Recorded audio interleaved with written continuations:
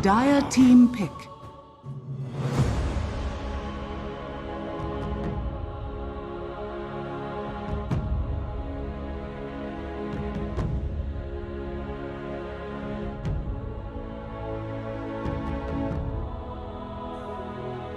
Ten seconds remaining. 5 seconds. Dire team ban. Clinks.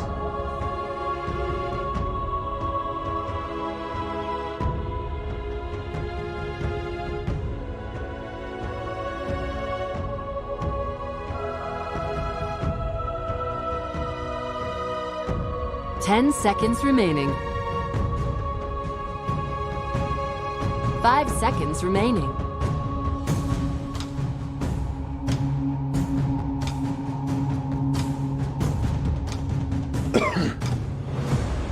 Radiant team ban.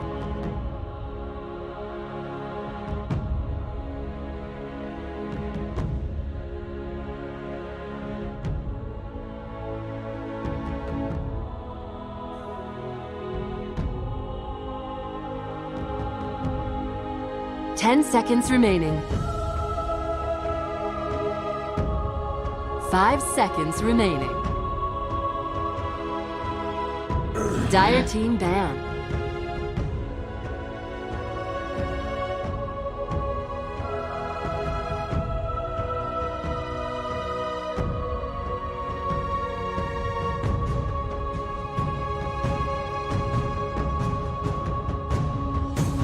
Ten seconds remaining.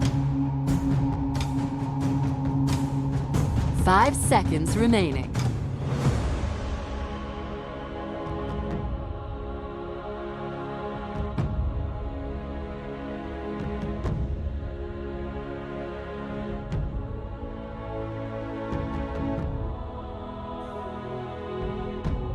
Radiant team ban.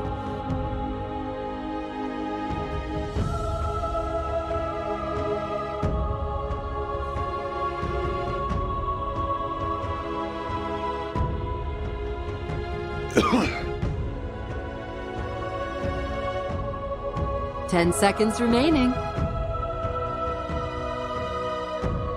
5 seconds remaining.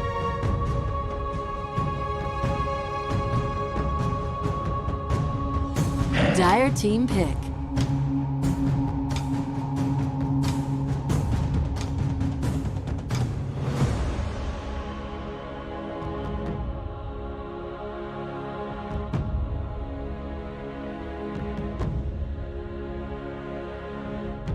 Ten seconds remaining.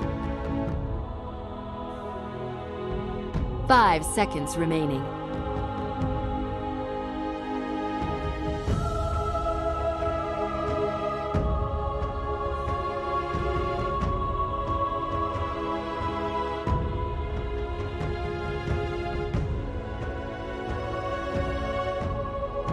Radiant team pick. The sack.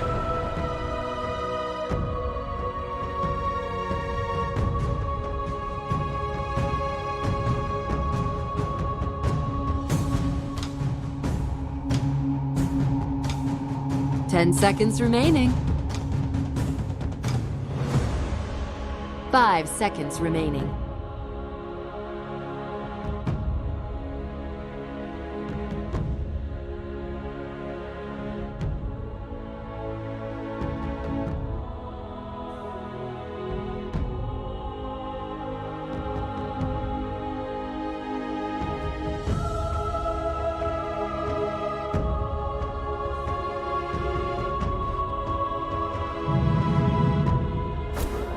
Phantom must Choose your hero.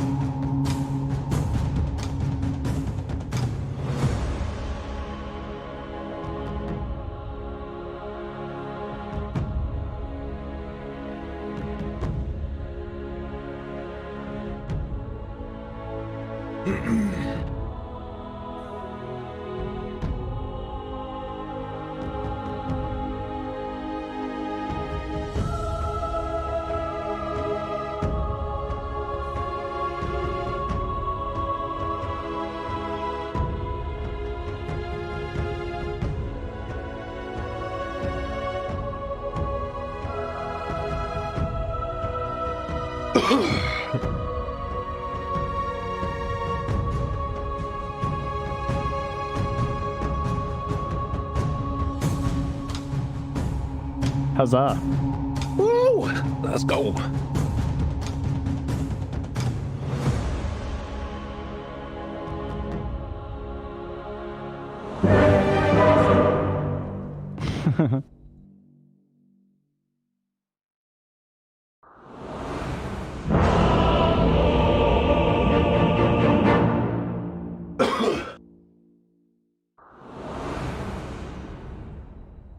Fight fire with fire!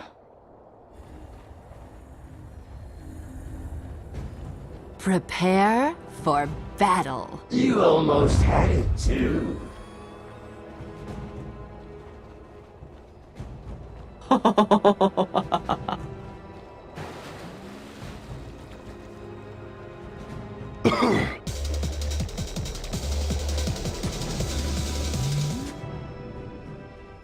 Ladies and gentlemen, we have gone the distance here in our first series of the DPC and a DPC upper division. Trent, we're already into the game. How you feeling? You ready for this one?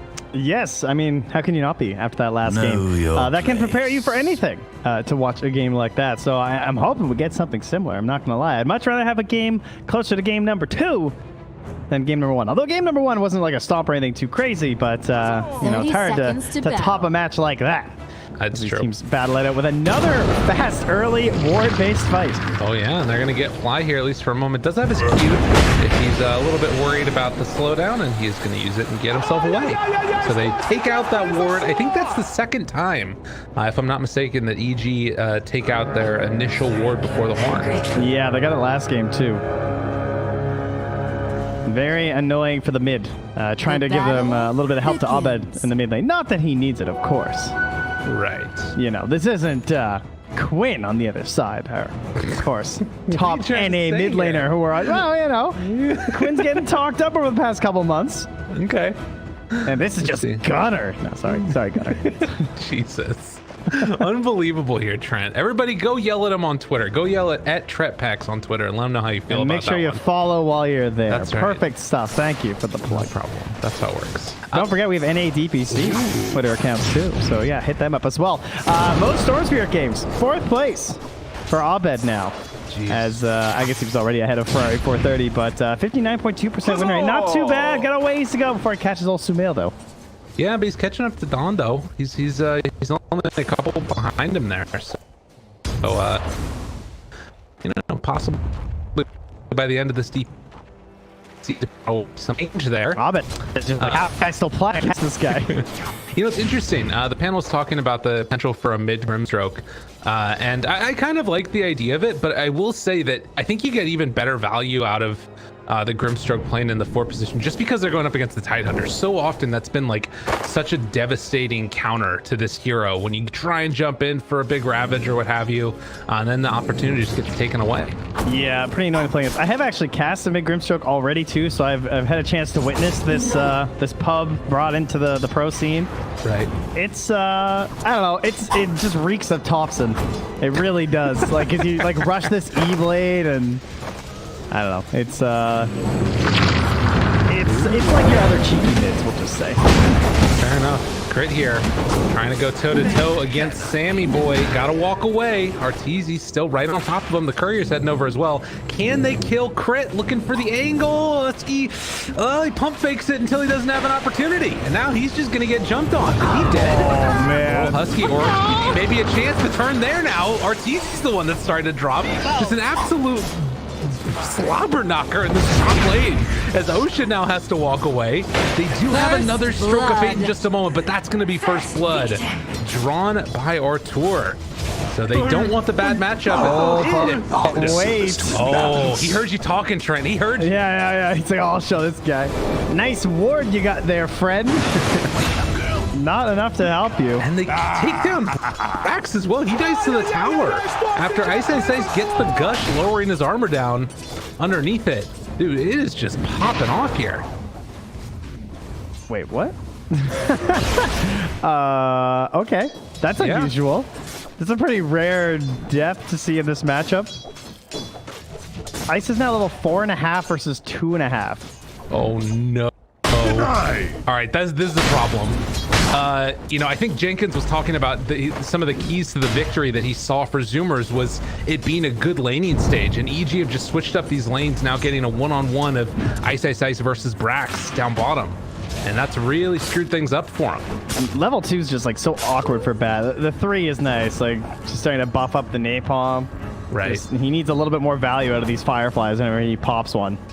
Back to that like very initial fight though, I thought that Crit did an excellent job of like utilizing his fairy fire. Like the way that he was trying to trade as the Shadow Shaman, I think is super key in this. What are you watching? He came salve, 5 tangos, and a fairy fire. Like he's abusing that heavy right click damage that you get. And being the one up front and center. And it's not like terrible movement speed either for him, the way I feel like it used to be. Like 285 is not awful, even though everybody's a little bit faster than around the area.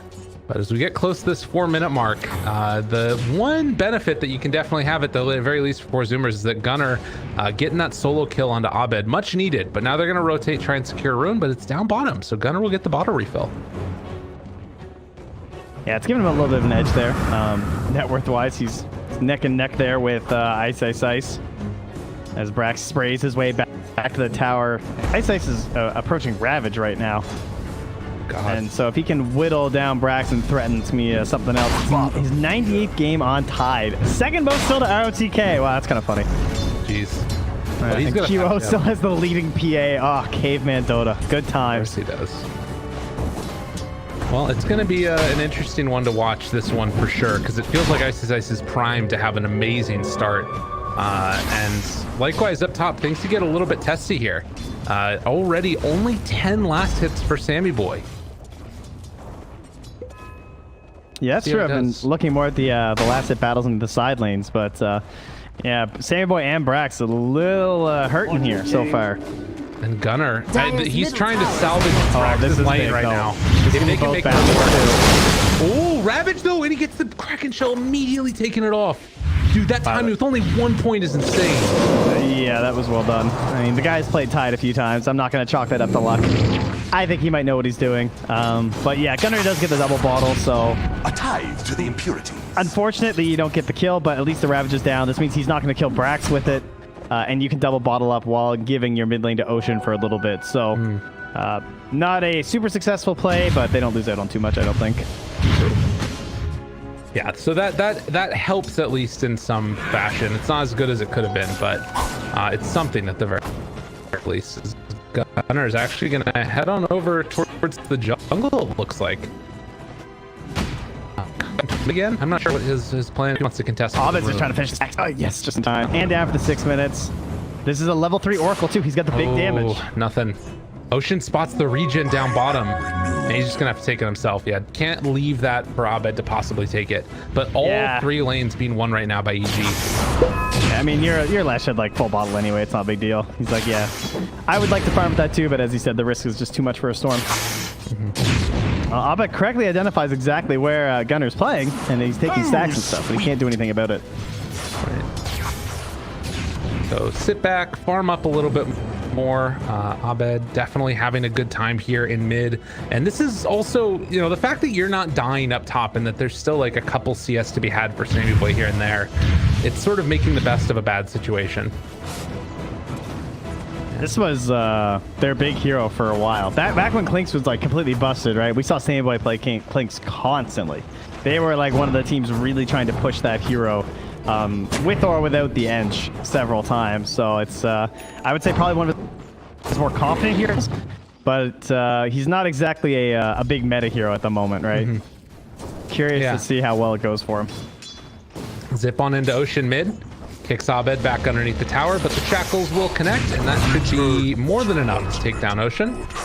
So Crit makes that rotation and helps set up Abed to have an even better game as down bottom. Trying to bring down Ice yet again. Ravage back up in 10 seconds. And Gunnar doesn't actually have any more mana, but will they be able to bring him down nonetheless? The rotation coming in from Abed. I think they just got wrecked. Yeah, he's like, thank you very much. I will take that kill. I'm surprised he didn't taunt on him while he was at it. You look ravaged. Yeah, just gave him the tip instead. Yeah, that's very unfortunate. Ice is owning this game completely. think he did not feel as great or as comfortable on that Legion Commander last game for sure. One of the performances that I think you'd like to forget, but definitely off to a better start here in this one. Gunner's game's just gone sideways since he got that solo kill, though. 2 failed rotations to the bottom lane. Also doesn't get the bottle cancel there on the Abed as he scoops out that invis. Yeah, they got to do something. I mean, I guess just AFK farming to a certain extent is kind of what they need. They're pulling the dust out on fly. He's coming top for the kill. Okay. Is that the plan? I at least assume it is, but he's under a ward here too. Visibility. They know that Fly's is like lurking back here with detection. Right. So it could catch him off guard if Abed comes up invis, but he's losing too much HP on the stack to, yeah, he just canceled out the invis to keep farming. And Gunner, he made the rotation, was spotted briefly on that ward, but then they ended up canceling this the ward's now spotting Abed. They decided not to smoke, so... A lot of vision had up in this top lane. EG spot Zoomers and Zoomers spot EG, and now everybody's just kind of chilling, waiting. They're thinking about it. Catch it with the sentry now. He's gonna wait to see their reaction. Oh, I mean, they're under the tower anyway, so this doesn't necessarily give it away, right? Because they're just moving with the creep wave. True. Yeah, it might not reveal it. And I mean, the other thing here is Gunner's like this is all time when you're not really farming that much on Abed. Yeah, he does but get back to the camp. He'll also clear the camp before 10 anyway, so... I mean, it could have been better, yeah, but at least there's still pressure, even if they could see him. Like, Sammy Boy still had to play a little bit differently. Oh, he gets the fairies trinket. That's silly. This thing seems way too good, first off. And on Storm, that seems kind of nasty. 5% mana reduction. Towers It's under true. attack. Some heroes you can write that off. Not Storm, though. And he's looking for another Ancient stack here at the 10-minute timer. If they get this is looking really good for him. Huzzah! All right, pulls to the side. Will it finish off? Does look like it. So another stack. Meanwhile, there for the PA. Can they do anything here to Husky? Trying to bring him down. TP out. Stupendous. Manages to escape. Dire's bottom tower is under attack. All right, well, Sammy Boy recovering a little bit here, at the very least. I mean, he hasn't died, but he's getting some last hits. He's not getting zoned out of the lane. He's only 900 gold behind Arteezy, which I think is kind of surprising considering his startup here, but that's just because Arteezy hasn't really racked up any kills or anything, so he's not, like, growing too much. Right. They make the move over towards mid to defend the tower. Ice level 10 right now with a hood. I don't know what kills this guy. It feels really tough for them to make anything. But the wrap is coming.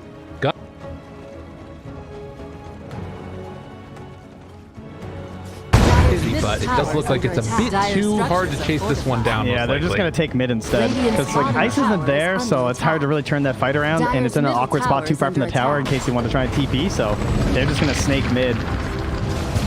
And it does look like they're just going to get it. It's the one that secures the last hit.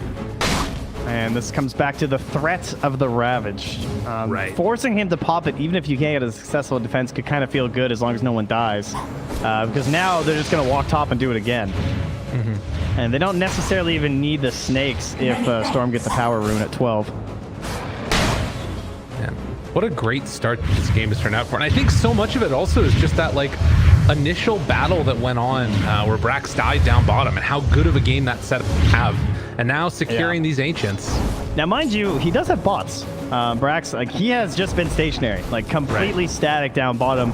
Bat likes to flex a lot in the laning stage, so this is not a great thing, the fact that he wasn't able to really, like, dominate anyone. But Ty did still have to, like, leave the lane at one point, right? He didn't want to, like, feed away his advantage with a single rotation and all the magic damage from the Bat. So now there is pressure on this bottom tower, and they're even warding behind, so they're really hoping to assassinate someone here. But likewise, EGR is going to do a counter rotation top. But where's Leshrac going? He's going bottom. So this will be the quick push down here. Take this one down as quickly as possible. Here's the thing, though. Are you going to TP into Ravage? Yeah, it feels unlikely. They're even going to glyph this one, so yeah, it's even less likely to really happen now. So they'll lose out on Radiant's one bottom tower tower here. is They under need more attack. time for Sammy Boy to get online. It really feels like he Dire's already top goes tower for is the under Falcon attack. Blade, and he's queuing up the Midas afterwards. So Radiant's their bottom time tower window for has when they fallen. want to play feels much later on. I've been wanting this. It's going to be a pretty quick battle fury, though. Yeah. The Orb of Corrosion mostly paying off threat-wise, I think. Just the fact that, like, Dire's they made it so they top couldn't tower really has contest fallen. him. He almost had a couple kills on the Husky there, Radiant's but bottom tower is under it is attack. expensive. I mean, that thing adds up gold-wise, so it does slow the battle fury down a little bit, but still going to be a very respectable time here for RTZ as his team plays the Vanguard right now. Look how they're just standing between Zoomers and RTZ.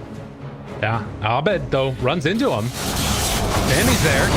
They find Brax trying to blow him up right at the start. Hex is out afterwards. Oh, this has gone terribly for the Zoomers. Need to run away. Ocean in trouble. Super Double dead. And kill. now Dire's thinking about going for under more. attack. I've been turning here, trying to take him down. Gunners in the area. They need to be careful. That Ravage was primed and ready to go. Yeah. So they will lose Brax and the Earth Spirit. And again, securing that 12-minute rune, right? Dire's top Utilizing that tower on the is Storm under Spirit for the attack. Orchid reveal. Having an Arcane rune, very good for a Storm Spirit. Jeez. He's just right back on the map and farming. A lot of things break in the way of EG right now, and Zoomers are going to have to dig deep if they want to make something else happen to turn this back around. There's a DD for the Storm. Spawns at the 15-minute mark, and another hero could be dead very soon. Gunner showing mid. Sammy Boy going for the fabled item. The Midas. Yeah. I saw RTZ's effigy last game says, buff Midas, please, with a big Alpine Ursa. So he's doing what he can. True. Sammy Boy's hoping for the same thing at the moment. Dominant. But that's, finally they get Husky after so many attempts on him. That's actually just his first death. They're underneath this ward. They're not going to decide to go, though. I guess with Orchid on cooldowns, Abed did not want to Dire's try and make middle that tower play, is but under they won't attack. even get the D ward there. Things looking a little bit spooky right now. If you're 4Zoomers and EG just doing everything that they want, gonna head right into the pit even. That is interesting. I mean, they're covered by the Ravage. This is like Chinese Dota stuff, but they used to do it all the time, right?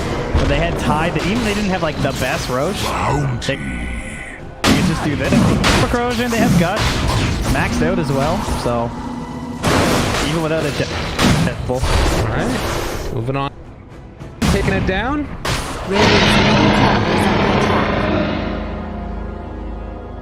The only monkey hanging on to this Aegis. Mine.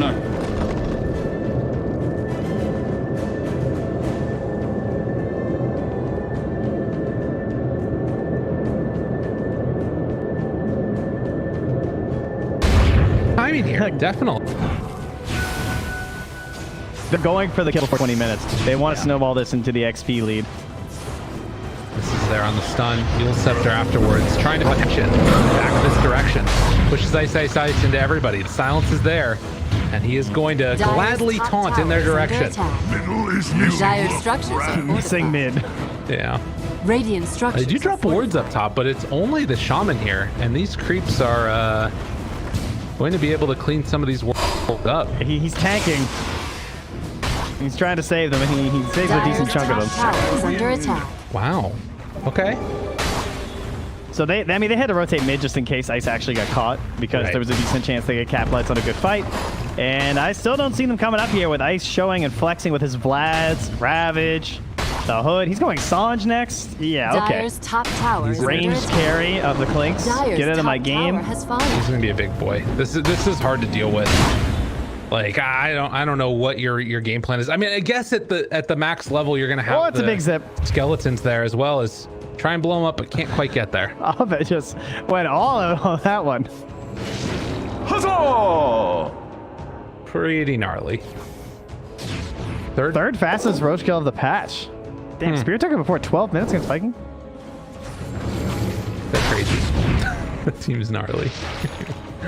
Okay, 7,000 gold lead, and it's just been by virtue of EG taking over larger parts of the map. Like, look at this ward coverage that they've got up here. Yeah. Just spotting all of the Zoomers jungle. Every time. They'll finally miss out on that mid tower ward soon, though. At least it's going to expire. I wonder if Zoomers could try and maybe pressure since they're on the opposite side of the map. And I mean, how much can you pressure when you have a 17-minute Midas on your Clinks? That doesn't feel like pressure territory. No. Barrett is the second most picked. Okay. I would not have guessed that. Brax I knew he was up there, but I would have thought there'd be more bans. This is a nice pickoff if they can get this one. I think that they'll be able to. Although the zip in coming, they find Ocean. Crit. Oh, the Hex is there. Under attack. They will find at least one kill. Gunner comes in and just punches him in the face to secure the kill. No, I'm not having a bad game or anything. It's fine. Go ahead. Why not? I say. Stun's gonna come out now. Silence. Can't crack and shell that one off. Still taking a lot of damage. Gunner getting demolished. Jewel Scepter lift up, catching on the both of them. Silence again. Silences. But Fly is there to keep his Tidehunter alive. Got the save available. I mean, that shows how this fight could look good, but you need somebody to catch Fly. Yeah, and Ice is just playing so far forward the whole time. You never really know when he does or doesn't have backup unless you have vision behind him, and they've struggled to get good vision down on that top half of the map. Right. I would guess that they're going to try a smoke play to their outpost, but we'll see. Gotta do something. Might be why Ocean's just up here now, too. Right. Try and push this out a little bit, gain some XP, but they're going to hop right on the Sammy Boy. Oh, yeah, that's mega dead. Just run on through and blow him up. EG playing dominant Dota here in this game number 3. After a good laning stage, they have just completely pulled away from the Zoomers. I wondered if Abed was going to follow the trail of breadcrumbs there for Brax's Firefly, but they'll let him live this time. As they dust away there. Oh my god, they immediately CP2. And Ocean's got to get the hell out of here. He's underneath the ward still. I think Abed might just go kill him. I was thinking about it. Too. Oh no, that was his Obs. Is that Obs under the sentry? Oh my god, is it just outside again? I think it's under. Yeah, we'll see in a moment. It's close. Oh yeah, it's under. You can check with the vision. I say size. The wraparound Ravage. They never see it coming. Caught on to absolutely everybody. Sammy Boy going to be held in the tongue of the frog-like crit man. He too will fall. Devastating round of engagements. Gunner going to try and hold his own.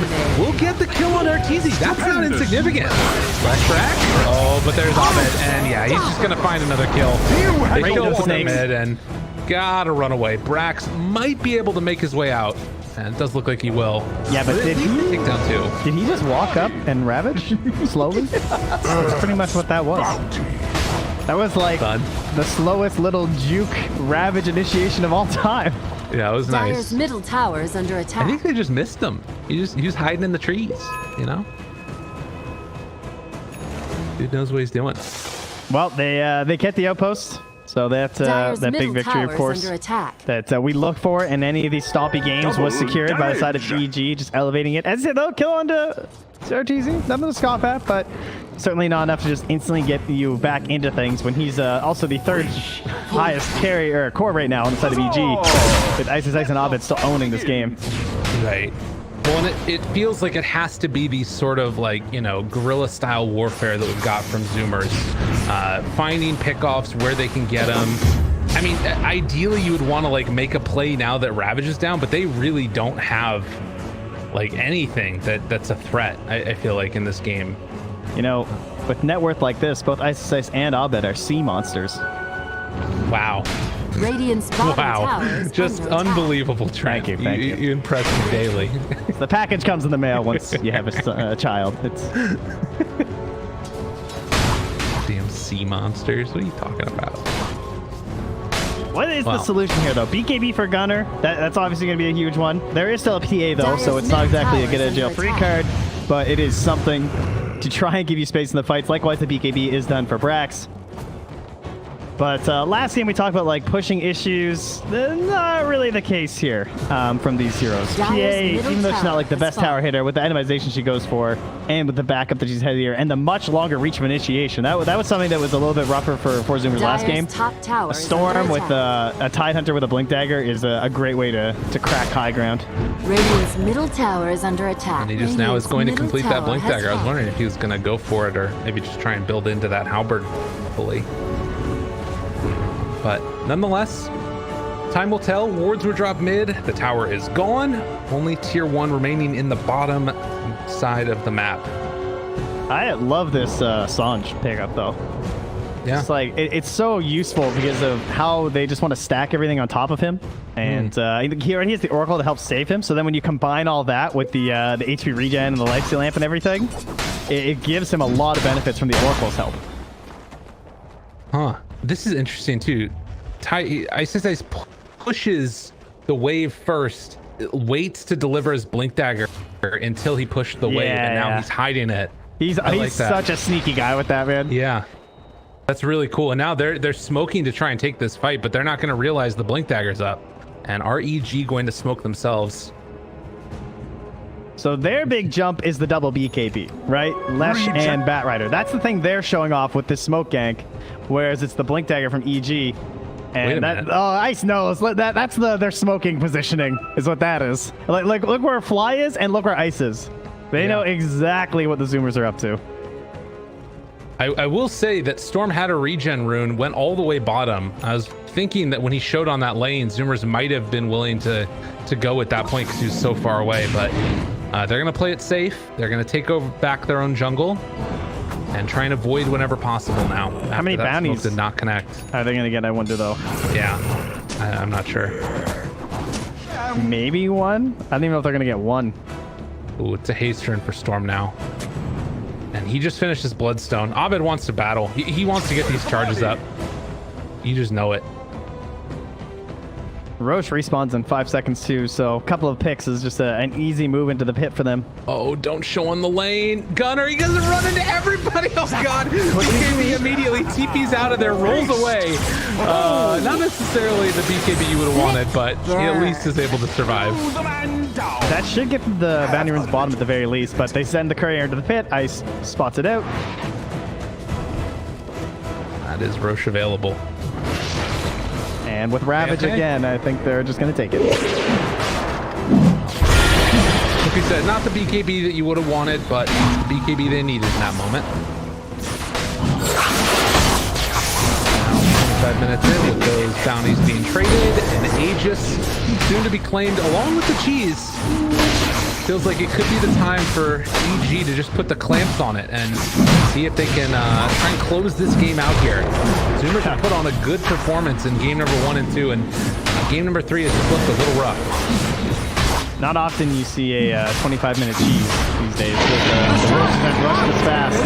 No. Immortality is Sammy Boy is like trying to catch up. He's almost back up to Ice levels, but again, a lot of his net worth is tied up in a Midas, so even though he is an attack speed hero that enjoys having that, it's still not the best situation for him. Just feels like it's going to be really hard for him to get out his damage without a BKB. Yeah. You know? Well, the plus side is that at least he's got the Aghanim shard here, so creating those extra skeletons, that's important. But it does have a pretty big problem right now as, oh my God, they're just going to get him.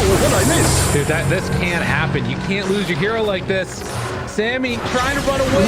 Barely able to make a jump, but it won't happen. no way. That Sentry, like, he didn't have dust on Abed. So that Sentry just completely won that farm. And the worst part was they had a Sentry up there, too. Yeah. They just obviously hadn't checked it in a while, and oh, man. I love doing that, though. Leaving your Sentry on top of the enemy Sentry. Right. Damage. Always makes them feel safe. Well, devastating moment right there as Sammy Boy's going to go down. They will pop Glyph to hang on to this one, but you can see EG just has no fear. They're not afraid. Gunner, though. Gunner's getting something done here. Bottom tower is under attack. Yeah, sort of. But something. That's what he's getting done. He's super dead now. The DD from Abed secures it, and now pressure up top. I mean, hypothetically, you can maybe take this fight. They're going to blink in with Ice. He still has Ravage available. Gonna take that Phantom's Embrace off of him. He's dropping items. He's feeling it. Oh my God, this freaking Careful around the flame break. Rolling afterwards. Still the silence is on. They're gonna pull back in Arteezy. Maybe they can bring him down here. Underneath the tower, but the jump away happens. They don't have the damage. They don't have the lockdown. And now Abed is there. They jump in and Ravage. Gonna kill absolutely everybody. They didn't stand a chance, Trent. Oh my God. What a great draft and what a great game from EG. They're putting on a performance here in game number 3. Yeah, I don't know if they're going to call it yet, just it's like the first match of the season, and they still have towers in the bottom lane, but this is not a Game 2 situation where there's much hope for comeback. That was 95%, and this is 99%, so I guess it doesn't feel that far off, but yeah, that was pretty crushing. Excellent Ravage there, great patience from SPigzs, and that first Blinken really didn't help secure the fight for them by just kind of baiting in Zoomers to seeing something that was not there. All right, BKB used. SPigzs draws the reaction, able to dodge the stun. Well played indeed by Abed to get himself out of there, and yeah, they came what they they came what they came for. That's the expression, right, Trent? Yes, yes, you are a great vocabulist. God dang, 18-5. I thought it was the math we were just bad at. I didn't know it was the English too. With gratitude. You know, sometimes these things happen. I like to see that, you know, SPigzs getting the tips from his teammates. A couple of different ones there. Appreciating some solid play. I think that he's been the standout player in this one for sure. After a little bit of a rough game number 2. Yeah, sometimes you'll have this matchup in the offlane that the offlaner might like crush and win and stuff, but it's almost like some offlaners haven't just had enough experience actually abusing their like early prowess, because they're almost expecting to have like the shaft, you know? But Ice has been through those patches where it's like a really good game for him or whatever, and he's had to like really flex and carry the game a lot of the time. So he's very good at capitalizing on advantages he gets out of the early laning stage. And yeah, he definitely capitalized this game. I love his movement. I love the way he like left that bottom lane and went to pressure more important objectives and didn't care that Batrider was touching his tower. It's like Batrider and Sand King, that is the only problems that they can still face, even if they are kind of good this patch. But the wraparound now from the back. Can he get something done on the fly? That's the target. One last hurrah. They jump in. Gunner BKB. Will it be enough damage there? Just getting eviscerated right now by the BKB from that PA. With 2 already dead, they do lose their support, so maybe there's an opportunity here. But it feels unlikely. Good stun. Okay, Gunner trying to back away, but they blow him up as well. Brax tries to run away. Sammy has one last gasp here. A chance, a hope, a dream. Can they do it? Oh, silence. Okay, nothing to break that. Ravage just back out again for round 2. They pull them both in, kill them back out. And unfortunately, the Clinks can only look on in sadness as the rest of his team will die. GG is called. And, well, nobody is left safe as Evil Geniuses taking it 2-1 over the Consumers. Yeah, sometimes it's hard to really visualize what people mean when they talk about feast or famine, but I think that this Clinks kind of showed that this game, where you're like, okay, yeah, I've seen the Zoomers play Clinks before. Like, they were very capable on this hero. They have a lot of confidence in it. And then you have a game like that, and you're just like, what? Where was he? Like, what was he able to do? But they just...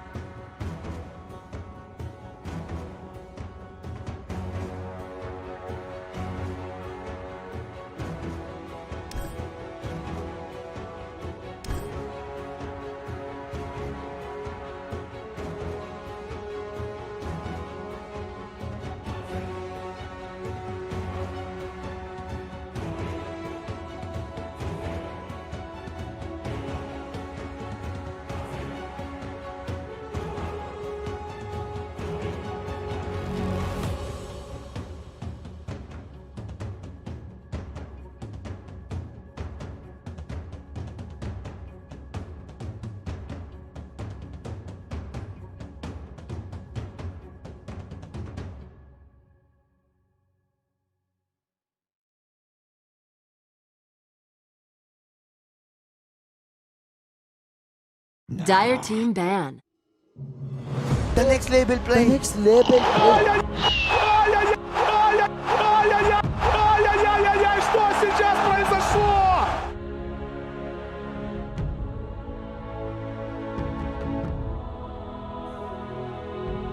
10 seconds remaining. 5 seconds remaining. Radiant team pick.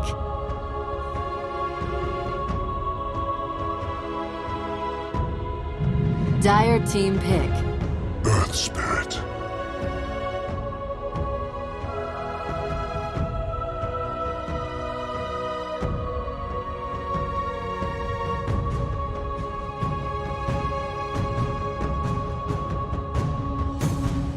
Ten seconds remaining. 5 seconds remaining.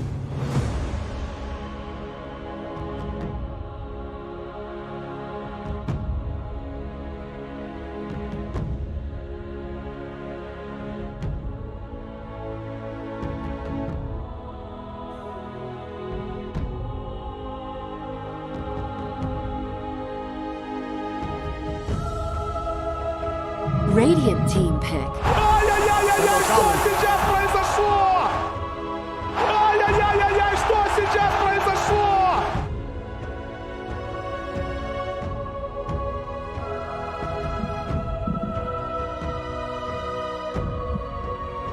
Dire team pick. Invoker.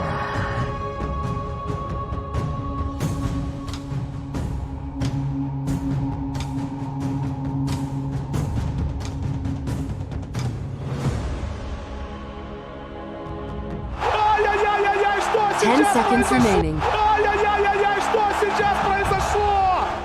5 seconds remaining.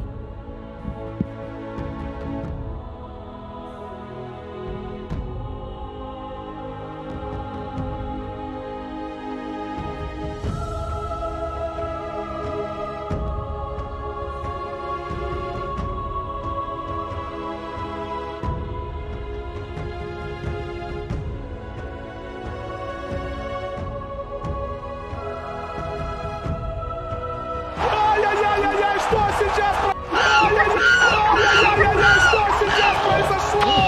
Ай-яй-яй-яй, что сейчас произошло? Ай-яй-яй-яй, что сейчас произошло?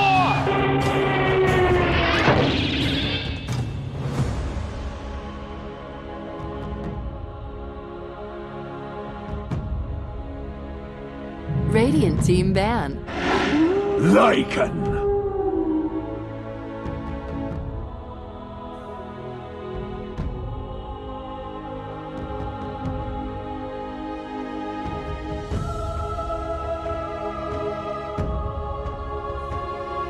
Ten seconds remaining.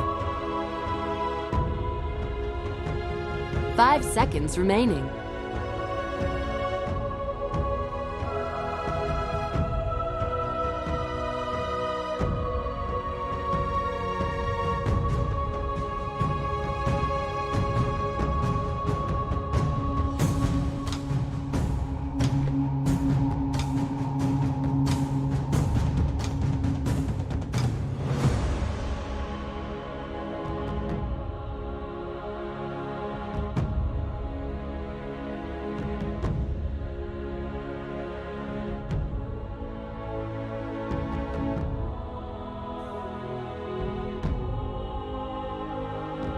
Dire team ban.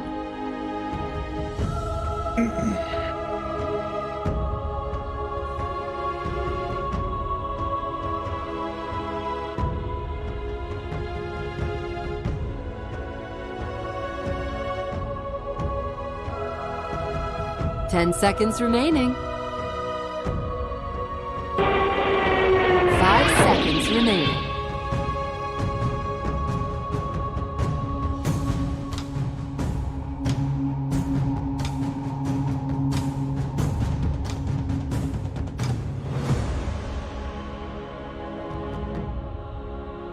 Radiant team ban.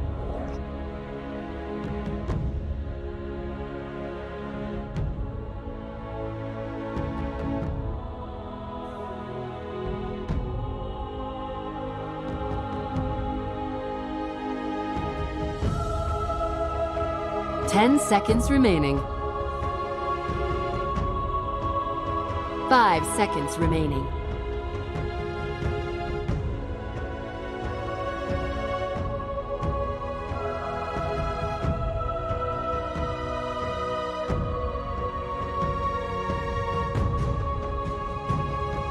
Dire team ban.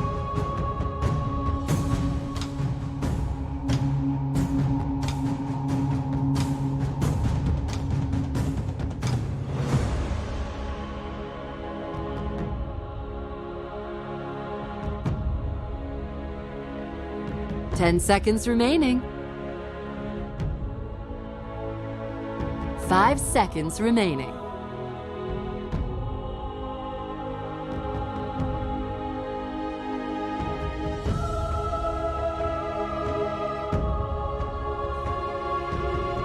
Radiant team ban.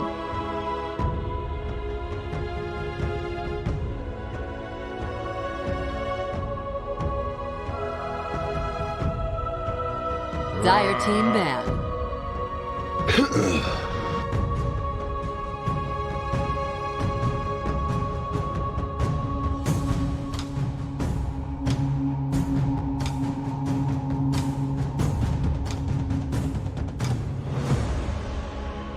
Ten seconds remaining. 5 seconds remaining.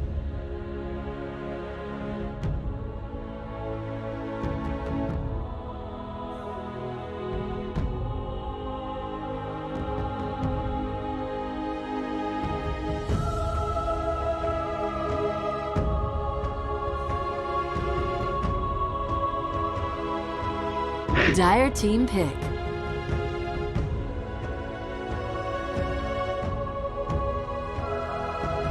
Radiant team pick. Witch Doctor.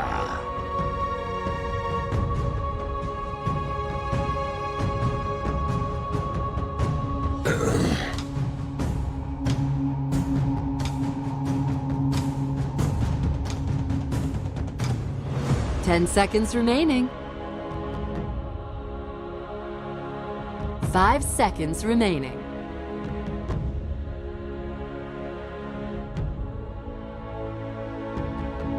Dire team pick.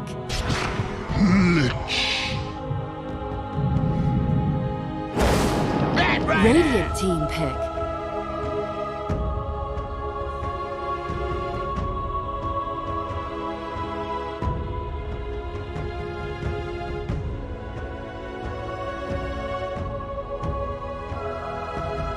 Ten seconds remaining. 5 seconds remaining.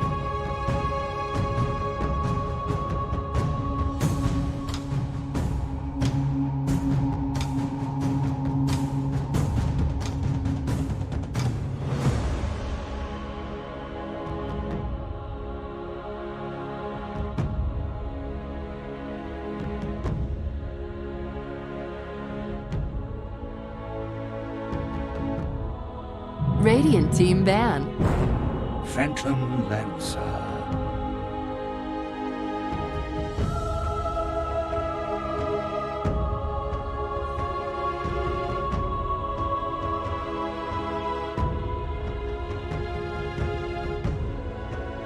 Ten seconds remaining.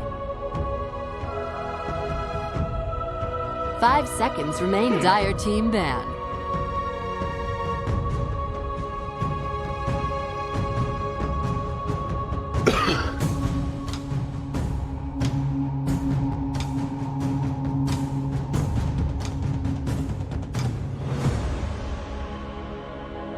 Ten seconds remaining. 5 seconds remaining. Radiant team ban.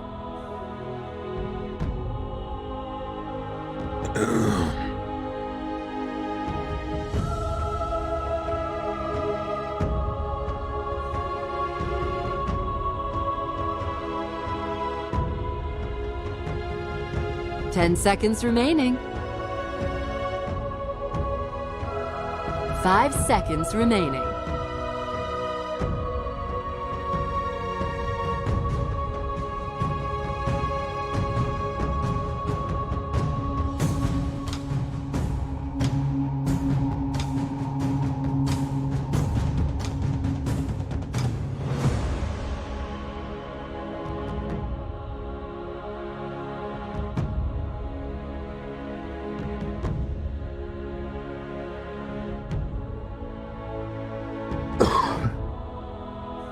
Dire team ban. Ай-яй-яй-яй-яй, что сейчас? Ай-яй-яй-яй-яй, что сейчас произошло? Ай-яй-яй-яй-яй, что сейчас произошло?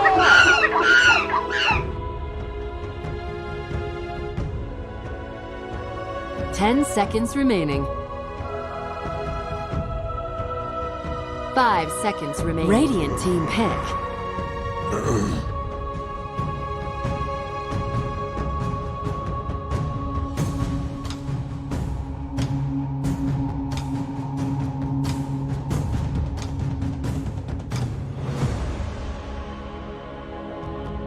Ten seconds remaining. 5 seconds remaining. Dire team pick. Mars!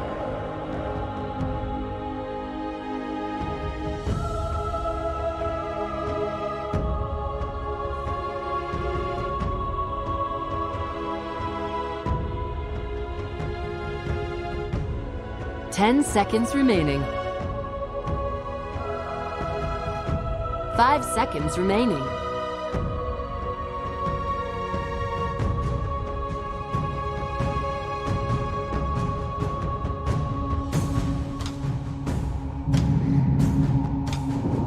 Juggernaut. Choose your hero.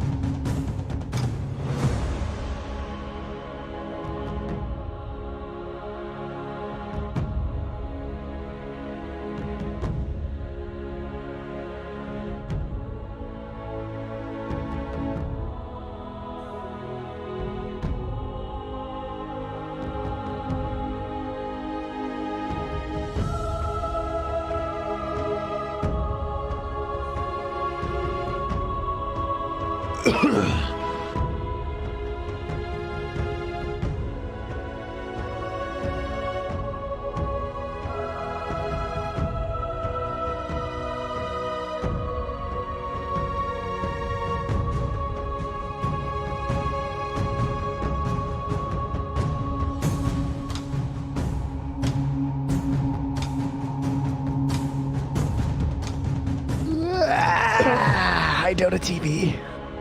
Woo!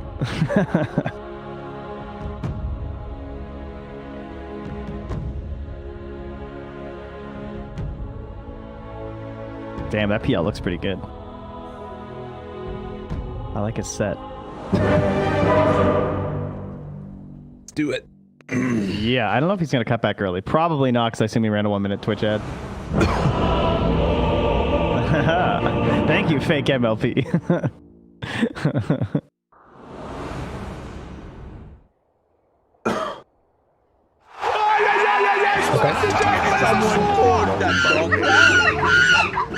But my true name of power All right, sounds good. is Karl. This is just silly.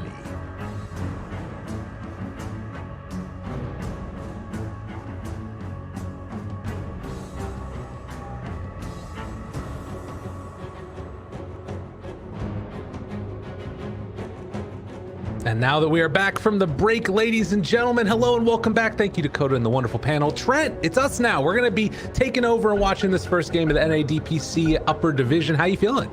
I'm ready. Been waiting for this, man. You know, Upper Division begins. Yesterday was fun. It was like a nice little tease to get us ready for this new season with all those lower division games. But now we get to see the big dogs of the regions come together. And what a better way to start in NA than finally seeing EG with a full roster against one of the teams who has been playing a lot during the quarantine and everything in the 4Zoomers. So I'm sure they've been awaiting this match for a long time and have lots of plans to put into play.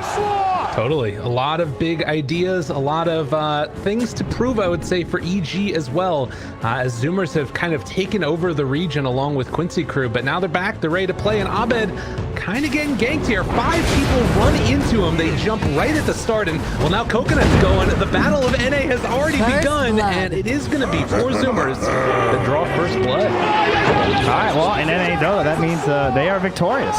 Someone's probably going to DC, you know, welcome to our region. This tends to be enough in the pubs, but they're going to try a little bit harder for the full win here as Husky He gets a little half deny on that. I don't know if he was like super confident and was about to kill it, but he's just prepping for the potential perhaps. Yeah, and Crit has already bought a sentry and brought it out, so they're anticipating that this is coming. Yeah, they know. It's like, yeah, we got to deny that thing, guys. They're prepped for it, ready to go. The battle we will see as the Wolves are going to head on in. Bounty runes will be 3 of them actually going to go to the Zoomers. Yeah, I think that's exactly the plan. It was just like, yo, Gunner, just kill that thing on your way back. They're going to deward it. Don't give them the free gold. So, got the kill with the ward and make sure that the opponents don't benefit from it as well. Mm-hmm. As of now, at least, we're seeing Crit that's heading down bottom, still hanging on to that sentry. So he might not even go over and do it if he caught an inkling that that's something that they could go for. You can take a look real quickly here. Ice, obviously making his debut, going to be playing Lycan, switching over and taking over for the Lycan. Man, Knoxville was so ready with the Arteezy stat, and then they switched it on him. He was very disappointed. Yeah. That much I can confirm. Come for you. They need a second here, and you called it, Trent. One player is going to DC right at the beginning. Oh. That's how it goes. Welcome, everyone. This is what we bring. So I was curious just in terms of who was actually in NA, and I assume we're playing on East. I'm pretty sure Crit's still in Europe. Judging by my ping investigation here, ladies and gentlemen, I'm a bit of a sleuth. What can I say? But I mean, that was kind of the rumor going around anyway, and I'm sure their opponents are well aware of that. But that just means, you know, Crit gets the excuses and then all the praise when he actually hits stuff. You see, it's a win-win. Other than actually winning the game, that part is a little bit harder. It's a little bit tougher. He's so used to it, man. The guy's been playing NA, you know, and like FPL, all that kind of stuff, all the in-houses for years. So it's as usual. True enough.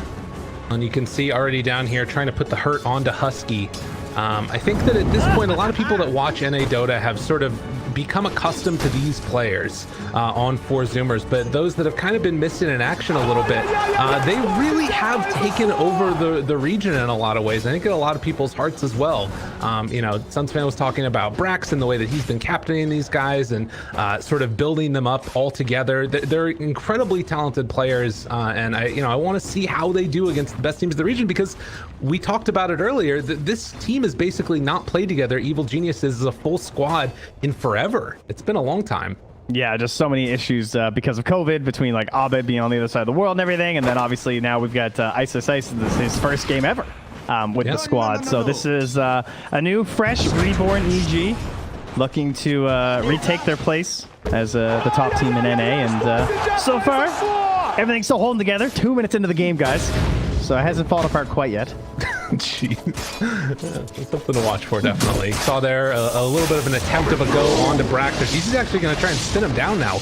Only level 1 spin, and he does have Fairy Fire and a stick, so it won't be enough for a kill. And in the meantime, Ocean connects this little side pole. So lane shenanigans going on. There's some weird stuff happening right here as Fly's going to come over and try and contest it.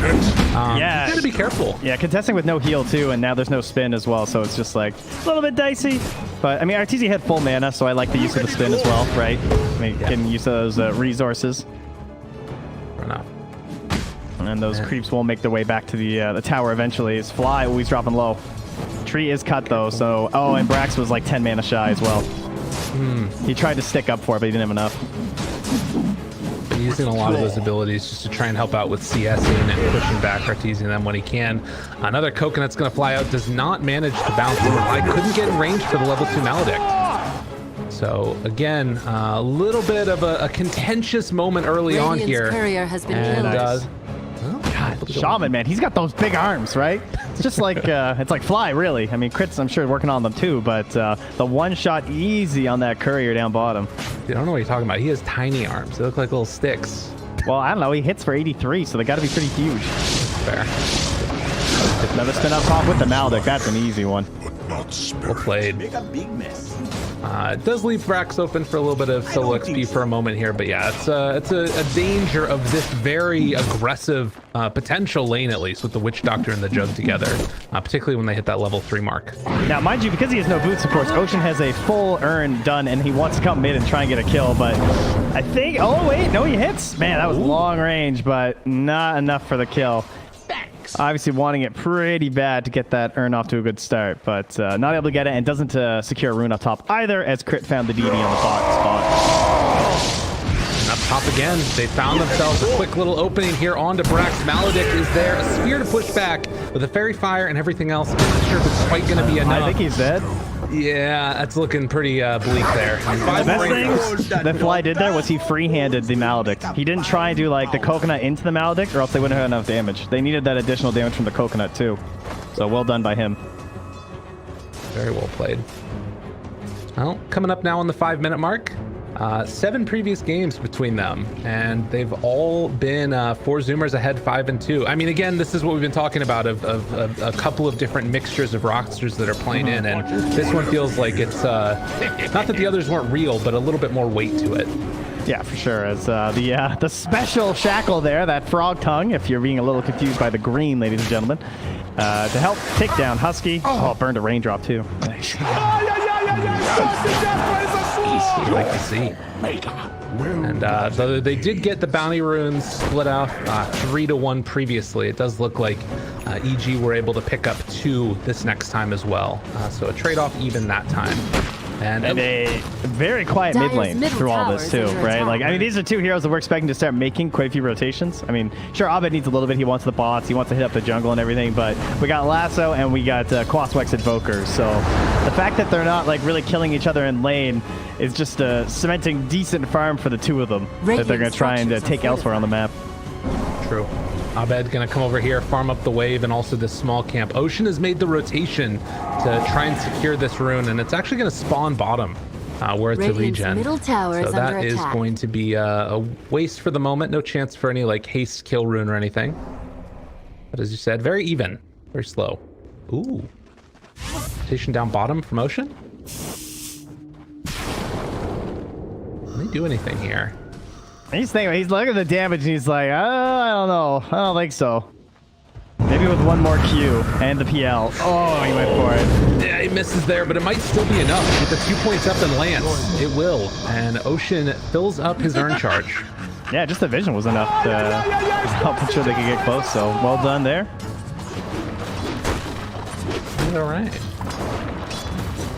Yeah, so a couple of rotations, but by and large, these lanes looking relatively even for Zoomers.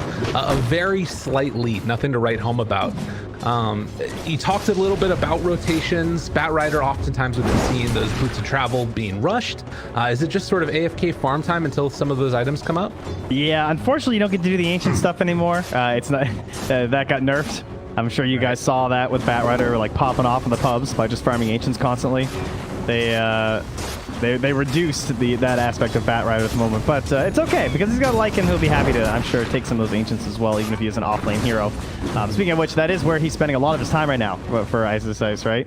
Goes down. He's like, yeah, I'm just gonna go to the jungle. Crit if you want to get some XP. That's fine by me. Crit though, level 3 and no boots, so he cannot get too close down here.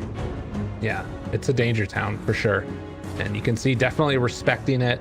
They have a deep ward as well, which can sort of scout this movement. Ooh, if they can make this work though, with the smoke up and an attempt onto Abed, the roll in, he might just be dead. Chase down comes through. TPs are going to be a bit too late. They will lose Ocean for it.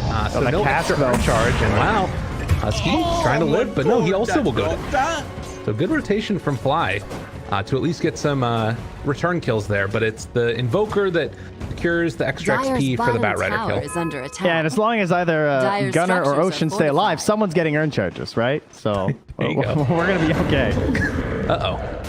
I didn't notice that one before. I think it's okay with those 2 heroes. It's just a little bit too core for each of them, right? With like how good it is with full tab, you don't really have a choice. And I mean, you're an Earth Spirit. Like, I don't know. I don't blame him for going for it. I want my urn. True enough. So, Ice though, not level 6 yet. You gotta imagine he's going a little vulnerable. Like, I would be trying to get this kill right now if I was the Zoomers. And that's why Ice is just heading back out. Like, can't contest it all down here. And up top, they tried to make a go onto Brax with Arteezy. Popped the arena, the rotation came from Gunner, and then a quick run away. So that will not result in any kill for the Invoker this time around. Speaking of kills, Fly's 3-0-1 right now, and he's level 6. That's wild. Yeah. he's having a great game so far. He's got tranquil boots. He's nice and speedy. Boots are always a tough one on Witch Doctor, I feel, because like the arcanes benefit you so much, but I really like the tranquils here just for that movement speed. Whenever you play a lot of supports with tranquils and then you go to purchasing like some other item, especially because like most 5s buy tranquils, you just feel so fast when you have tranquils and so slow when you have to buy arcanes for a hero. I can't stand it anymore. Tranquils are kind of busted still. You can also get that extra wind lace on top of it if you want. Then you're really. Oh yeah. Just keep building wind lace items. That's the play. Wolves are scouting out Gunner here. This is the value that you need to get out of the Lycan in the off lane. Can't get him. They are spinning up top though. Arteezy, TP's out, manages to escape. But I was saying that I feel like you need to get some value. Either it's like scouting or, you know, sort of survivability items or something out of the Lycan in the off lane, it feels like, because you're kind of losing either, you know, crowd control or some of those normal things that other offlaners bring you. You're playing it out of the off lane. I think when you're running this off lane, you want like a Puck or maybe an Ember or a Bat Rider in the mid, right? To try and use that like off laner role, essentially. You're basically just like handing off some of the mid laner responsibilities to your off lane in these cases, and then you swap some of that control to the mid instead. And you can see Ice already. I mean, Ice notorious for the scouting of his Broodmother spiders. That was always one of like the best things to watch from him, and he's doing the same thing under the tower now with this Wolf. Just going left and right, patrolling for something coming in. Brack misses the arena. Can't quite connect. They do get the spear through. Chain Frost bouncing back and forth. Now Ice is so freaking low and will end up falling to Husky. Gets the last little touch there onto him. But now, with the rest of EG in the area, they pop the dust, gonna try and chase down Gunner. Lasso, the buyback coming from Husky now. Trying to salvage this one if they can. Ocean doesn't have level 6, but gets a good silence out there. Abed taking some more of that damage slowly and steadily. Crit also, the coconut bounces. Fly the winner. Comes on in and takes him down again. And then dominating Fly. Give him another one. Why not? Kill. Holy moly. Abed gets the triple, but Fly with the big guns. Man, what a poor start to that fight there. Just narrowly able to escape from the arena. The Wolf, even outside of his Wolf form, was fast enough to get outside of it. Perhaps Brax just, I mean, getting a little greedy on the one hand, but also it's just like such a short cast range at this point in the game. Trying to get that Lycan when he is just that far away from is a little bit tough. Oh, that hurt. At least they got the kill with the Chain Frost, though. That did manage to bounce over to the Lycan. True. Radiant's and I mean, at the end of the day, when Abed's just free to sort of drop down some sticky napalm onto people and you don't really have anywhere else to hide, you're gonna have a bad time. So they lose the bottom tier 1 tower. The top tier 1 tower went down at the same time, and Sammy Boy was also able to get some damage onto that mid tier 1. So and he's very farmed right now. He's quite a bit ahead of Arteezy at the moment. Right. So they're definitely going to be looking to make plays with him right now with his defusal. Obviously a pretty big spike for the PL, and they don't want to lean back at all while they have this. Dire's middle tower has fallen. That one is nice, definitely. Picking up the tier 1 tower mid. You know, even when the fight goes poorly, it's a sign of a good team when you're able to take objectives around the rest of the map at the same moment. Yeah, and they have a situation now where Abed's gone for the safer build by going from the bots into VKB. This is very standard. You see it a lot. It does make it harder to execute these ganks like they're going for right now with the smoke, but as long as you keep landing ganks and getting kills without that blink dagger, getting towards that BKB just gives you such a strong presence around that first rush timing. But again, the ganks are now harder, right? Because their initiation's relatively weak. You know, like they kind of need a lucky fly down situation like Abed's going for right now, where you're just going to pop into the trees and grab Gunner. And there you go. Nice bounce, man. I don't need a blink dagger. That was really well played. Yeah, great pickup there. And you can see Ocean was sort of prepared for the gank to be coming down bottom since Arteezy showed in the lane there, but instead they make that rotation mid, find the kill, and you know, they need these levels on the supports. Ocean was still level 4 just a little while ago. That was such a good play. Yeah, that was really nice. Like with Ice being right there at the river, like great coordination there from EG. The tower is just instantaneously gone. There's no chance to respond from this PL. He comes in to clean up some of the wards, but that's all they're going to get is compensation. Actually, it was kind of filthy, though. Just pop stop. It really was. It just Molotovs him from the river into a lasso. That was well played. So 2,000 gold lead now. Gunnar queuing up that BKB next. Maybe a sign of where Zoomers feel like this game needs to go. It's going to become one of those brawly battles that we've seen so often. Trying to get into a Blink Dagger right now from Mr. Mars as well. Yeah, I'm curious how Brax wants to play this next little time period. Like right now, he's kind of camping around Gunnar. Like, does he want to smoke up the Lich? And maybe they're going to smoke and go south and try and catch someone. Because the arena's ready, and you don't really want to be sitting back on this if you feel like you're trying to get kills with this PL right now. They're set up down in the bottom lane. It looks like EG trying to put themselves in a position to pressure this tower with Ice. This is not good for Earth Spirit, though, right? It's like it's good if the team's going to rotate for a kill, but he can't hold this tower. So his team has no real threat on the tier 2 in the top lane. Because the pressure that EG can put on is obviously much stronger and much faster than you're capable of. Ooh. A little Yuki Duke outside of the map and then comes back in. I mean, he's somewhat I guess the thing is like EG isn't wanting to heavily commit to that tier 2 yet, it feels like. Maybe that's going to change over the next couple of minutes or something, but... Yeah, they don't have to. It's kind of like you need to hold someone down here, and your lane push is really bad. So no one is really farming these creeps that Ice is at, right? Like, he's benefiting from the creeps coming into the lane, but Ocean is essentially too scared to go close. The tower just, like, wipes most of it. He can't get the last hits. And they're never concerned about a similar take on the top tier 2 because they're going to have a response in time because the push is slower from the 4Zoomers. So this feels like it's just a winning situation right now from EG, which puts the pressure on the smoke now. That gets popped by Abed. And, oh, they got the arena. Okay, Spear comes in afterwards. That might be enough here. As Husky moves in, throws out the chain ball, but they have the healing ward up on the high ground. Tries to get him away, and with the healing ward, it might be enough. No, they get the kill. Look where they are. Now stuck on the high ground. Arteezy gets the double kill, and will they lose some here, though? All right, Sammy making the move. Takes down Arteezy with Ocean. Double kill. All going together. That worked well. I mean, the bat living that long was shocking, but the most shocking thing was that Arteezy actually wound up on the bottom. He did not wind up on the cliff after Omni slashing 2 people. That's like the first time in his career that's ever happened. He actually got the good RNG for once, and then he gets killed for it. Dude, he might have lived up there. New DPC, new or tour. That's what we're saying here. Well, either way, it's the mop and bucket. Phantom Lancer and his friends coming through to clean up in aisle 3. And that lead is still, like, it's keeping around that 2K level for EG, right? They keep growing a little bit to 3K and then it falls back down.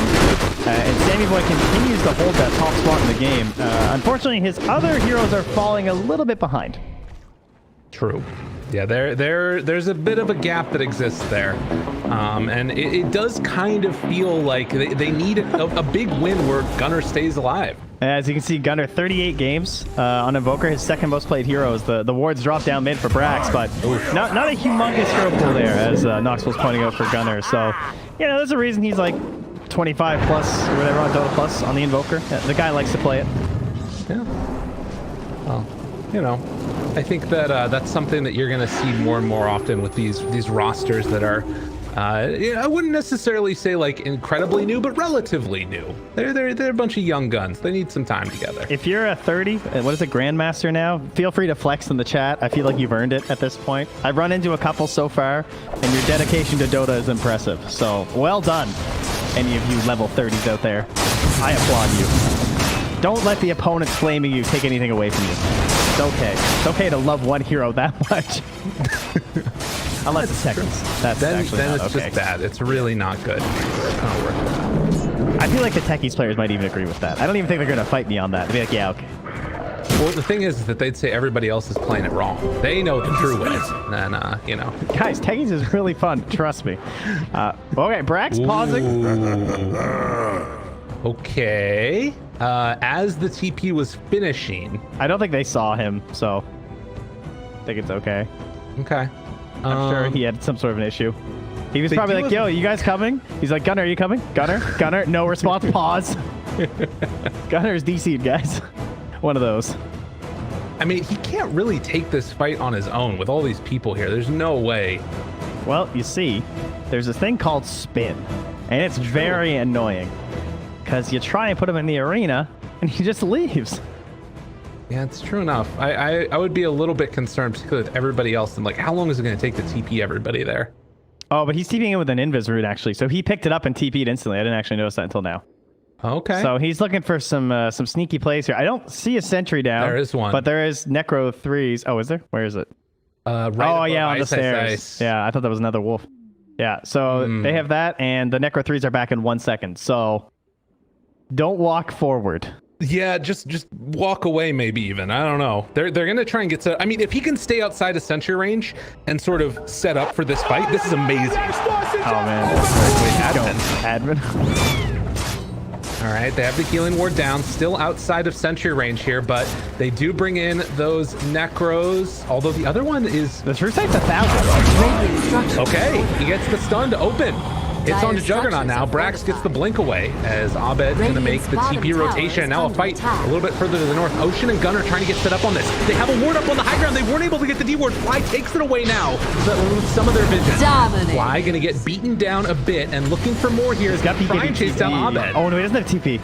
Okay, but he does have Bullwhip, and that makes him fast. Wow, what an item. Jeez, some heroes, man. Yeah. Percent bonuses are some scary stuff. But they got ice. Back in the mid, they get the roll in, and that will be a pushback and a kill. Are they going in towards somewhere else? Well, Arteezy's sticking on the tower bottom. So that's kind of the sacrifice here. He has spin up. Not just gonna pressure. Yeah, okay. He's just chilling with crit, but good choice here from the Zoomers. I like going right into the roach pit. This tower was basically dead anyways. Crit actually going to commit the wards fully for this one. But that's getting pinged in a pub. Yeah. It's true. Why did you do that? Roche still low, but not quite fully dead. They've got to be really careful about this opening. Yeah, Husky's just feeding. He's got Chain Frost available. Nuns to throw it, but gets burned to death. Sammy Boy in a very, very low. Chain Frost with cold step, it's enough. They're able to get the Roche now. Aegis onto Sammy. They're going to throw Alacrity onto one of the creeps, but they know which one's real here. Abed, BKB dropping low. Sammy trying to escape. Arteezy is right on top of him. Has Omni Slash out. Doppelganger and able to escape. No more mana on our tour. Gunner thinks about going back in. Now the roll in. Good hit from Ocean. Oh, the magnetize. The slow is there as well. Can they kill them all off? Fly tries to escape. And Ocean's going in. Look how low he is. Look at him go. He's insane. This guy's nuts. Ice is going to be chased down afterwards as Sammy and Gunner are on his case. They're going to kill Ice and maintain the Aegis. Unreal. I want to know if that Alacrity was intentional or just like spam clicking out of the PL, because that was pretty crafty. Yeah. Putting Alacrity on one of the illusions. Nicely done. Damage. This is just... Wow. Well, what a freaking huge win there for the Zoomers. Interestingly enough, though, it's still a 3,000 gold lead for EG right now. Yeah, they did keep the Aegis, though. So it wasn't lost in all that scuffle, thus meaning that they likely have a good shot at the tier 2s. It is past 20 minutes, so it's not like his giant objective anymore, of course, but still something to look for as Brax drops a little bit too low from the burn before the reinforcements can get through. There is a Yules, though, onto Ocean. He just needs to get... All right. There's the BKB. Well played. They secure that one. Yeah, they used Lasso for that. Another one of those flame break, and then the Lasso combos coming out from Abed. We do have to watch for that now, though, because there's the Basher on the PL. So it is not free BKB or spin TP territory anymore. He's queuing up the heart afterwards. So this just feels like explicitly for the purpose of, getting that chance of breaking that spin TP.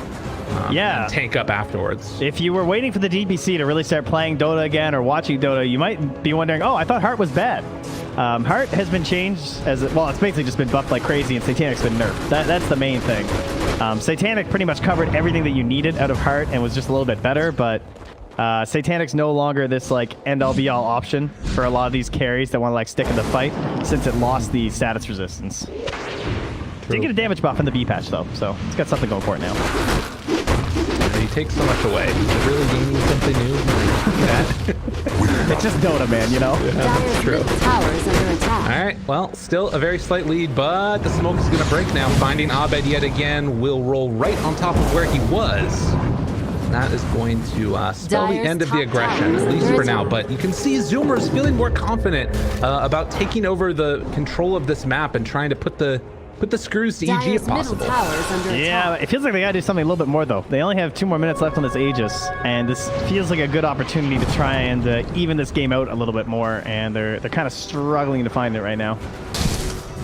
Like they're the ones who are getting picked apart and TP'd away from and everything. Dire's middle But I do like that tower is pressure under into the attack. bottom triangle, as you said, because that will put a dent in the GPM of EG right now.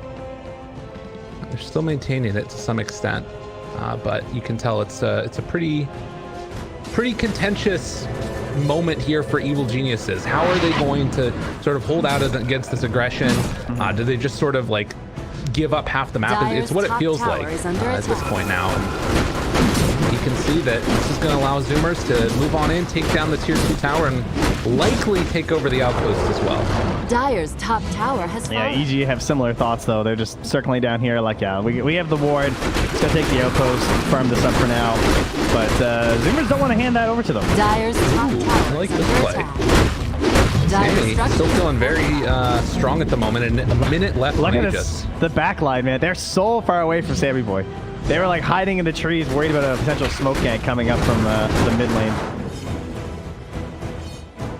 I'll take out another round of those Necro books. Now the movement comes back towards mid, see if they can find somebody on the opposite side of the map. For Evil Geniuses, I mean, what's sort of the play now? We've got an Aghanim Scepter coming out for the Lycan. Yeah. So we got some wolf fighting going on. Ooh, Who you this is quite the strat here. I've seen some really cool heroes with this. Like the Spectre one was pretty funny. Jug seems pretty legit though, right? Yeah. 30% lifesteal. And he's going for the spin shard as well, which we see a lot now from Jugs, especially for sieging, when you're trying to take the high ground. And if they don't have really good options versus your spin, then you'll see a lot of Juggernauts basically just use it to spin up, hit the tower, and escape. Each blow sharpens our blade. But thing yeah, that's pretty cool. One thing Give him I'm the curious wolf about bite. is if he gives it to Abed for just like the movement to pull Yes, somebody I out. think he probably will. That also sounds amazing. All right, this God, is, how fast is a bullwhip bat with wolf bite? I have no idea. It's absurdly Because fast. it's 650 plus. Oh my God, he's so fast. Though. I mean, he's already so fast. What the hell? I mean, what's the cooldown of wolf bite? Though it's 80 seconds. So you can't really waste it on that Well, I necessarily. mean, Lasso's 115 seconds. Well, no, I just mean like, because you can't like bite both of them, Oh, right. Of course. Good point. It's interesting, though, right? Because when we were talking about what you need from this offlaner that's sort of not traditionally seen in that position, one of the things that came to mind was like, all right, well, maybe he could just buff people up, and this is a way to do it. Make them impossibly hard to deal with. They're going to see that Aghanim Scepter on him now, and they won't see Abed over in the trees, who's still hiding away here, ready to go at a moment's notice. He's going to pop out Firefly there. BKB immediately pop from Gunner. You can't blame him. The guy has blink, and it's just like, if he doesn't get that off, he's probably just dead. True. Well, that is a BKB that they won't have for this next engagement if it comes up now. A minute and a half until Roche is back up again. I remember one of the comments Insania made during Epic League was that he hoped in the new patch there was like less gold. I can't believe this does not feel like 26 minutes of farm on a lot of heroes. I don't think that changed in our patch. Everyone feels very farmed right now. Yeah, it's definitely true. Particularly PL. 18,000 gold net worth. He already has that part completed, and they're going to move up towards high ground. Drop the wards here, and Abed is ready to go with a haste rune. No BKB right now. On to They Gunner. pinged him. Yeah, they know what's up. Yeah, we see you. Hello. Yeah. You're not clever. Get away from our base. It's a lot of damage, though. This is annoying to deal with. Well, they just have so much threat when they drop the snakes. It's like, okay, yeah, come on in. Let's see if we're just going to like hop up and lasso you. But they will smoke on the high ground. They dropped a sentry just to ensure there wasn't an obs left behind. And they're going to start the push out with the illusions. By the vision of EG, this isn't like that obvious. In fact, you can see where they scan too. Apparently, they think Zoomers are really fast. They zoom, but they're not quite there yet, And they're playing around their other ward on EG here, anticipating that this could be the move instead afterwards. Yeah. As Arteezy is going to group back together with them. It's your classic smoke out. When the other lanes are pushed and you have some way to just like send it out, you just like try and chase them, right? You hope that they're splitting up to farm or something, but yeah, this is the stay together. And this is the cool thing that you can do with Lycan as well. This bottom lane, it's going to be pressured in constantly by these wolves. It's going to be pressured in by the necro books, and then he can be with the rest of his team ready to fight at a moment's notice. And eventually Zoomers are going to have to come back and deal with this because the tower is already down to pretty low HP. Yeah, Kyle was talking today actually about how when he played with Fly, one of the first things Fly talked about was this idea of just like, if you control 2 lanes and the triangle, you're not losing. As long as you are farming 2 lanes and the triangle, they can't be farming more than you are. So don't panic, just and always stay as 5 so you don't throw the game. And you can see that pretty clearly right now from how they're playing. Yeah. They don't want to chuck away this lead. They essentially are just waiting for Zoomers to be the ones to make the first move and the first mistake. Well, and we do have the armor drop down. Husky trying to hold off on this one with the rest of EG right behind him. Could come out in a moment's notice. Should mention real quick, I kind of like this. Fly has decided to invest into the Holy Locket, so he's just keeping that ready with the 20 charges to heal somebody back up. I feel like it's one of the heroes that we've sort of seen it get picked up on a few times. I kind of like it. Yeah, I guess just feeling like there's not enough glimmer value in this game. I know it's very still pretty expensive. 2,500 gold. Yeah. I'm not super sold on it. I've seen him buy it a couple times though. I think Puppy's bought it on Witch Doctor too.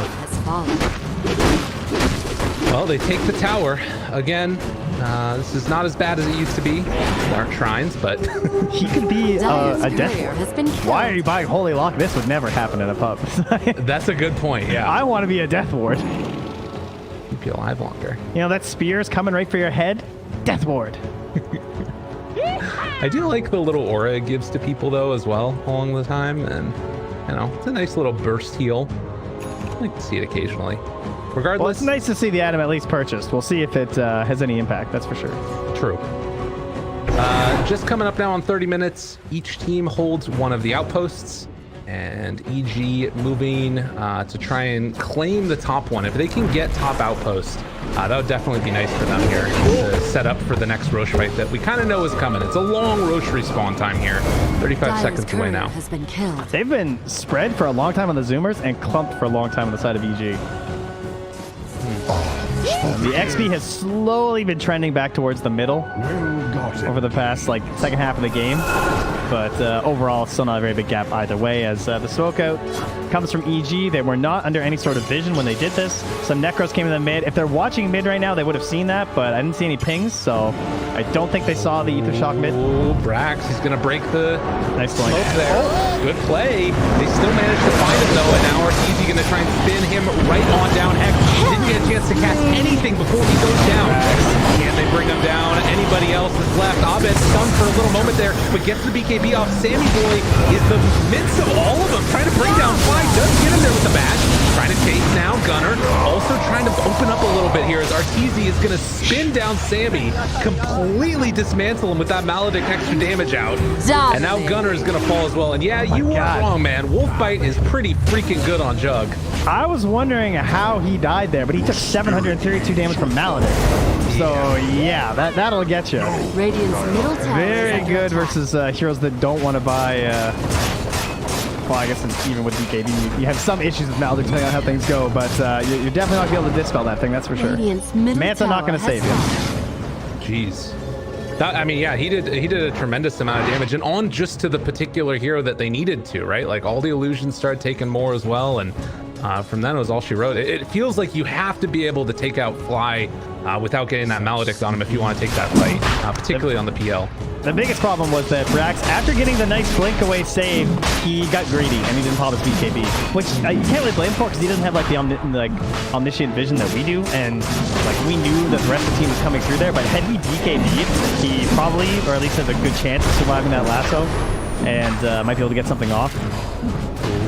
Sunstrike, healing wards down. Tornado's going to connect onto 3. And the roll-in coming afterwards with the disarm. Abed's here, though, as well. Oh, the great arena! It's not all of them. They're outside it on the towards though.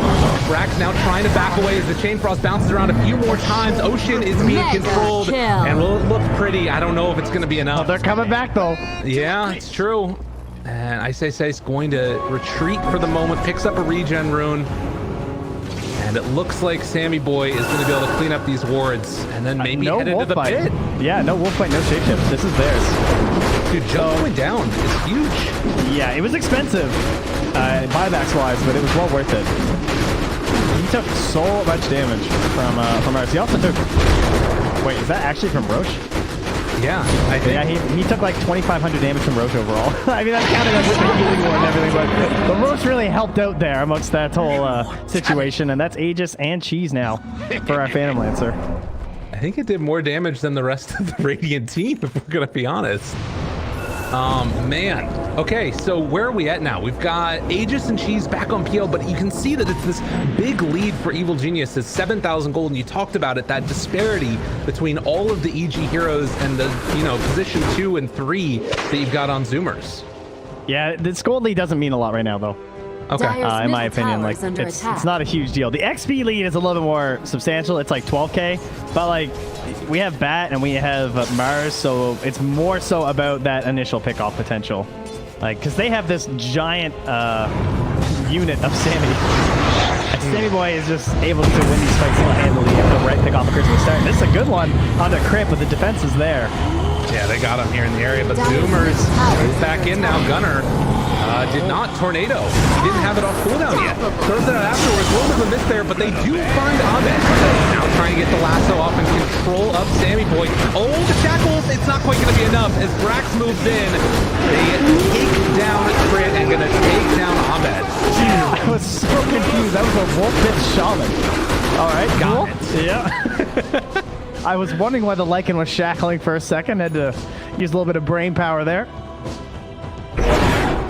Maybe this is the value in that Aghanims. Visually a little confused. What? So that starts with a attempted play onto Crit, then moves back onto Ocean, and then in the end it's a Zoomer's victory there, cutting the lead by about 3k. And Ocean didn't even almost survive. He just died to the burnout because his Yules was still on CD. Now they're trying to pressure again, take down this mid tower. It looks like they're going to get it. In fact, they might get more. He's in trouble. There is no way out of this one for the moment. Still 18 seconds until Shapeshift is back up. So Ice will lose his life, and now 3 dead. And he's going for a minute. Like, they can maybe even pressure for more here.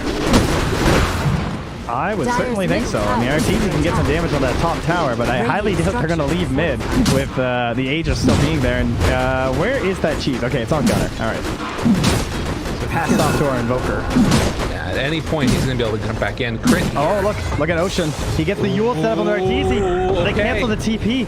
That's big. This is really big. They can stick around for a lot longer now. No. I mean, they canceled Sammy. Sammy Boy was TPing back. Got it. Yeah. So they won't be able to do that. Okay. Yeah. I think Sammy Boy was looking for an Abyssal play onto RTZ, but I'm not sure if Crit canceled his TP or if Sammy Boy just decided that sticking mid was more important. Dyer's bottom tower is under attack. Whatever the case was, still, they take down another tier 3 tower. So both teams haven't been able to claim a Rax yet. But they are doing that structural damage that they need. Aegis still another 2 minutes left on it. We'll see what 4Zoomers decide to do in that time. Maybe just clean up the rest of the map here and try and put the clamps onto EG. I'm curious if Abed actually finishes up his Radiance. It's generally a very good item versus Phantom Lancer because of the way the propagation of the illusions works. So like therefore if you're introducing more mischance and like less hits are occurring, then he's just going to create less illusions. Right. But yeah, I don't know. It's a pretty expensive Radiance at this point in the game too. Then again, you're also Bat Rider, so the item choices are rather limited after Shiva's. We get a fake back for a moment, and that is going to set up for EG staying deep inside their base. And it looks like Zoomers are going to be content to just farm out their side of the jungle, and they are definitely taking a bit of a lead now. Definitely in terms of that experience, it swung heavily back into their favor, and Networth as well. Ooh, Abed. It's the jump away. Dyer's bottom tower is under attack. So steady for the moment. I think that they're probably going to have to let this Aegis go, most likely. The Minotaur horn for Sammy Boy. That feels really good this game. Yeah, You've done so much to not buy a BKB, and then that just drops into your neutral item slot. Oh, but then they got a Pen Edge Sword. Okay. I mean, he has an Aegis too, so I'm sure he'd rather just hold that for now while he's Aegis. True. So that's the plus 80 attack range when you're melee. That's really, really nice. Yeah, that's kind of sick. Giving you extra damage as well. That's like a 30% boost. Man, that's a lot of range. That's a good item, man. Oh, Wolfbite. They're just going in. They're going in. Who are they going to find? Ocean is there. Hexbreak to start. Abed looking for more. They catch him both. Oh, no BKB was used, but there's going to be the tornado. BKB comes out afterwards. Dishes on the spear. Chain Frost bounces around, but there's a lot of creeps. No mana on anybody. Oh, God. They're stuck now. There's the world of Earth. Oh, the Aegis pumped. Oh, my God. Wait, he's got melted from him. Oh, Sammy. He's in a lot of trouble and gets completely demolished again. Ryan makes the play. A couple quick hits there. The coconut bounces, and they all fall. Timers are good. That's how you win some Dota 2. The ganks on the Aegis Exploration. Very well done. That's some upper division Dota right there for you. Dude, who needs mana? They just beat the crap out of them. Also, I NA mapped it. It's a 50% bonus. I'm sorry. Well done. I just had to do it, you know. I can't save my own self. Radiant's middle Probably why he died. I probably misled him. Butterfly now also done here for Arteezy, so the battle of the mischamps going between those two. And Gunnar just got a buyback, and Abed's gonna let him think about it. Wow. What a big moment. That completely turned it around. And as you said, timers are good. The Aegis timer matched out perfectly. They still have these wards that are going to secure at least this Rax and trying to make a move for bottom as well. Meanwhile, they also take over the outpost, just taking everything away from Zoomers right here. Evil genius. It's so strong because you play the fight a certain way with Aegis, right? Yeah. Like you throw this PL just out there, like, yeah, please go on our Phantom Lancer, and you kind of let him get chain stun a little bit, and then you hear that little music start playing, and you're just like, oh no. Yeah. But we have an issue. Really well played by EG, and showing, you know, why this is one of the teams to beat in the region for sure. That veteran presence of mind, making it happen, and now you're looking down the barrel of 2 racks down for Zoomers. This is a tough one. Abed does finish off the Radiance, so it doesn't get a whole lot easier from here on out. Jeebs. He bought out for that though, huh? That's a little wild. All right, well, Sammy Boy's got his head in the right space though. It's like, well, this is how I'm gonna win this game. Give me the rapier. Gunnar. I have seen a lot of rapiers so far at the start of the season. Oh no, Gunnar! Oh, he lost his courier there. Oh wait, no, what? Oh, he missed uphill! Oh my God, he missed uphill. Nice. On the side of the map. I've never seen that before. Just the power of the turtle. That finishes his Shiva. That's huge. Okay, what are our buyback? He doesn't have buyback either. Yeah, man, they're crazy. We got buyback issues. Who is buyback? It's just Ocean and Fly. Yeah. In the entire game. Don't die, guys. 16,000 gold lead. Does not matter if you die. Win a fight, win game. Let's see if EG can do it. Is there anything else that's really changed noticeably? They just should not be going too aggressive right now, unless the pick looks free. Right. Even if it looks free, sometimes it's not always, though. Oh, yeah, there's the little beacon. Ding, ding, ding, ding. Oh, this is so tempting. Would he do it again? He wants to do it. Oh, he's got to do it. He goes in, and there's the lasso. Got him caught. Crit has the control afterwards. The rolling from Ocean, trying to bring him down. Beat AP from Crit, and they're just holding on to him. I think baby boy, he didn't stand a chance. They weren't even sure, I think. I think they were like, is it real? Is it real? And they found him. Jump in here coming afterwards. You got 2 wolves that are trying to take on down Brax, but it does not matter. They're going to secure this tier 3 tower. Sammy out for 80 seconds. Oh, yeah, wait, he's going to kick himself. Ooh. Wait, he's going to get buyback here. Oh, that's good. Picks up the bounty room.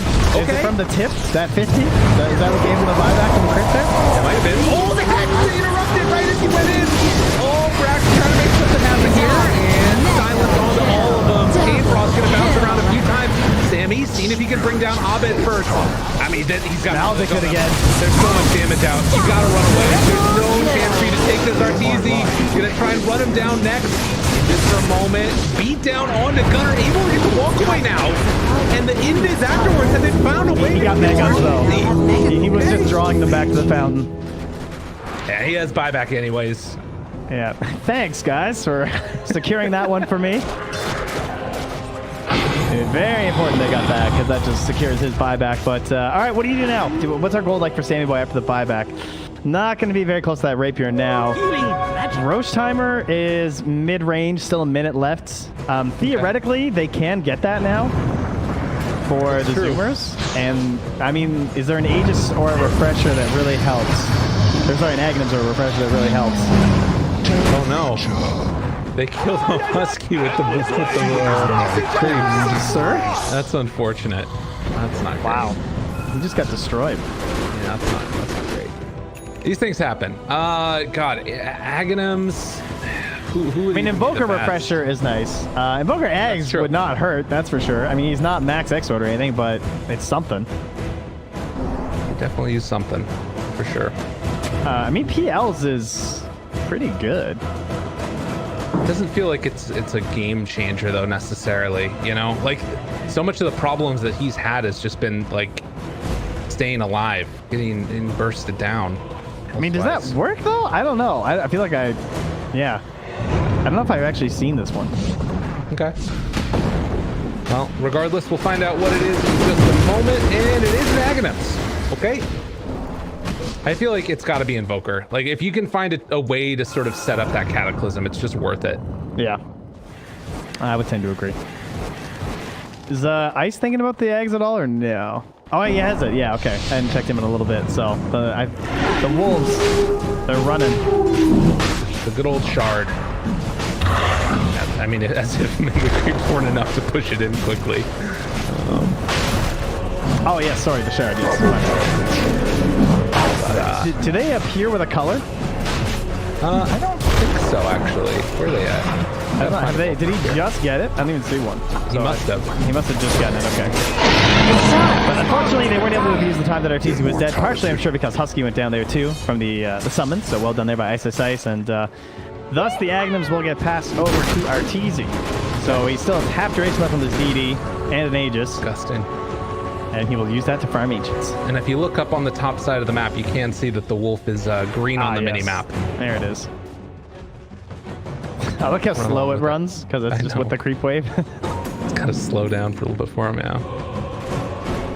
So 30,000 gold lead now, and Zoomers trying to get one last hurrah to hold off this pressure that's coming through. It's been relatively close all game long, but that Aegis expiring fight just completely blew it wide open. EG in firm control now. Yeah, that was a real game ender. It's just like, it's so hard to come back from that. I'm sure both like mentally and, economy-wise. They need the huge play. And plus, of course, you're just constantly pressured and visible in your own base thanks to the Mega Creeps. Could see one of these in-base smokes maybe, if they feel like EG are really pressured to go for something, but for now it's them who are just smoke lurking outside waiting for their best opportunity. Ward looks unspotted there and gives the vision for Abed. Just outside of range, now Artur is going to run in. They do have, at least for a moment of respite, but Sammy Boy getting beaten down by Arteezy. They pull him back in. Okay, maybe a chance. Control. He's still got the Aegis though, so even if they manage to kill him off, which they will not, it is going to pull apart. Sammy trying to chase down another one, but Witch Doctor ulti hitting directly onto that PL. They take down Crit, trying to doppelganger get himself out of here, but the Maledict damage has done its work, and Arteezy will find the triple kill, looking for more as the GG has been called. Give this man a goddamn rampage. He wants it real bad, but will be denied, at least for the moment. Yeah, the game ends. Now it goes some time. And there it is. The first game of the upper division ends with EG 40-20. The kill score, the gold lead, doesn't really tell the true story of this game, I would say. It was actually pretty even.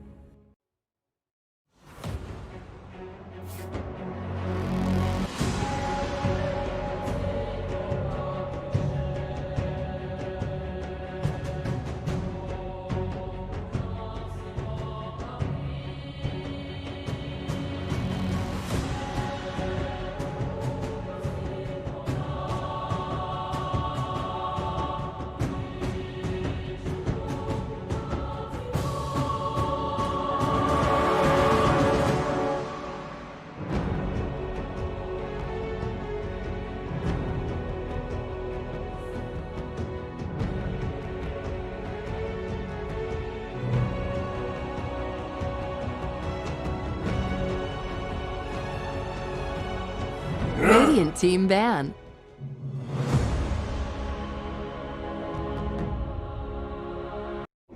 Radiant team ban. The hell is this thing? Bird. He's a bird. I do not remember seeing this bird. Looks like Necro. Yeah. I actually didn't know what hero was for a second. I knew there was a Wraith King, but then I looked away, looked back, I was like, what the hell? The heroes move?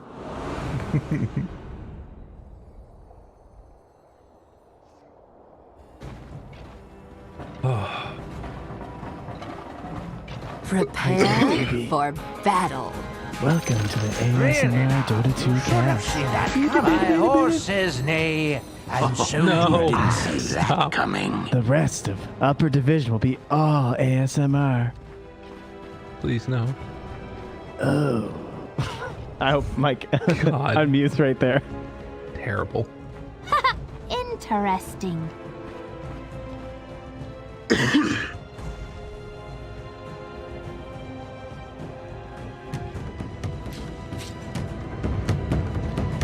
Hello and welcome back, all you wonderful people out there in Dota 2 world. We got game number 2 coming up, the Zoomers versus EG, and Trent, the panel has cursed them. They're going to, they can only lose now because everybody agreed. Thoughts on the series and the game so far, and what you're seeing in game number 2? Well, they're already zooming. We got 25 seconds left till the bounty runes, but thankfully there's no fights. Guys didn't miss anything. We're good.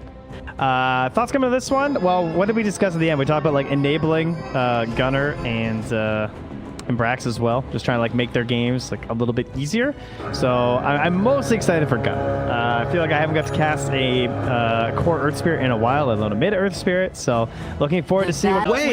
One thing that's definitely interesting about this whole setup is like Puck is kind of a hero that can run out of damage, and Earth Spirit's this big tanky boy that just wants to be running around the map making a bunch of stuff happen. He's so tanky. Yes, it's actually like the worst feeling. It's bad enough when he's a core, like, or like a support that's like snowballing a little out of control, right? But when it's the core Earth Spirit, suddenly he's just like 1400 HP, and you wonder what you're gonna do. True, absolutely. They will kind of lack for damage, at least at the very beginning of this one. It feels like at least until Wraith King starts getting into some items. But we'll have to watch and wait and see, as down bottom already the Coconut's bouncing into favor of the Radiant. And you can see a lot of Wraith Kings, a lot of phase boots into Radiance. You know, Arteezy just trying to pull out the Hector. He's looking like it right now too, just phase boots, wand, and then potentially just straight Radiance, no armlet. That's basically the most common build, I would say. Sometimes we see armlet into the Radiance, but it's varying results, because sometimes it feels like they get the armlet and then they just spend the whole time fighting for the Radiance anyway, and then they don't fight. So it's kind of like, why didn't you just go Radiance first? But then other games, maybe you just like want to see your carry involved a little bit earlier, and he feels more pressured to go like the armlet and the blink or something. But for the vast majority of games, I think you're going to be seeing the phase Radiance. Okay.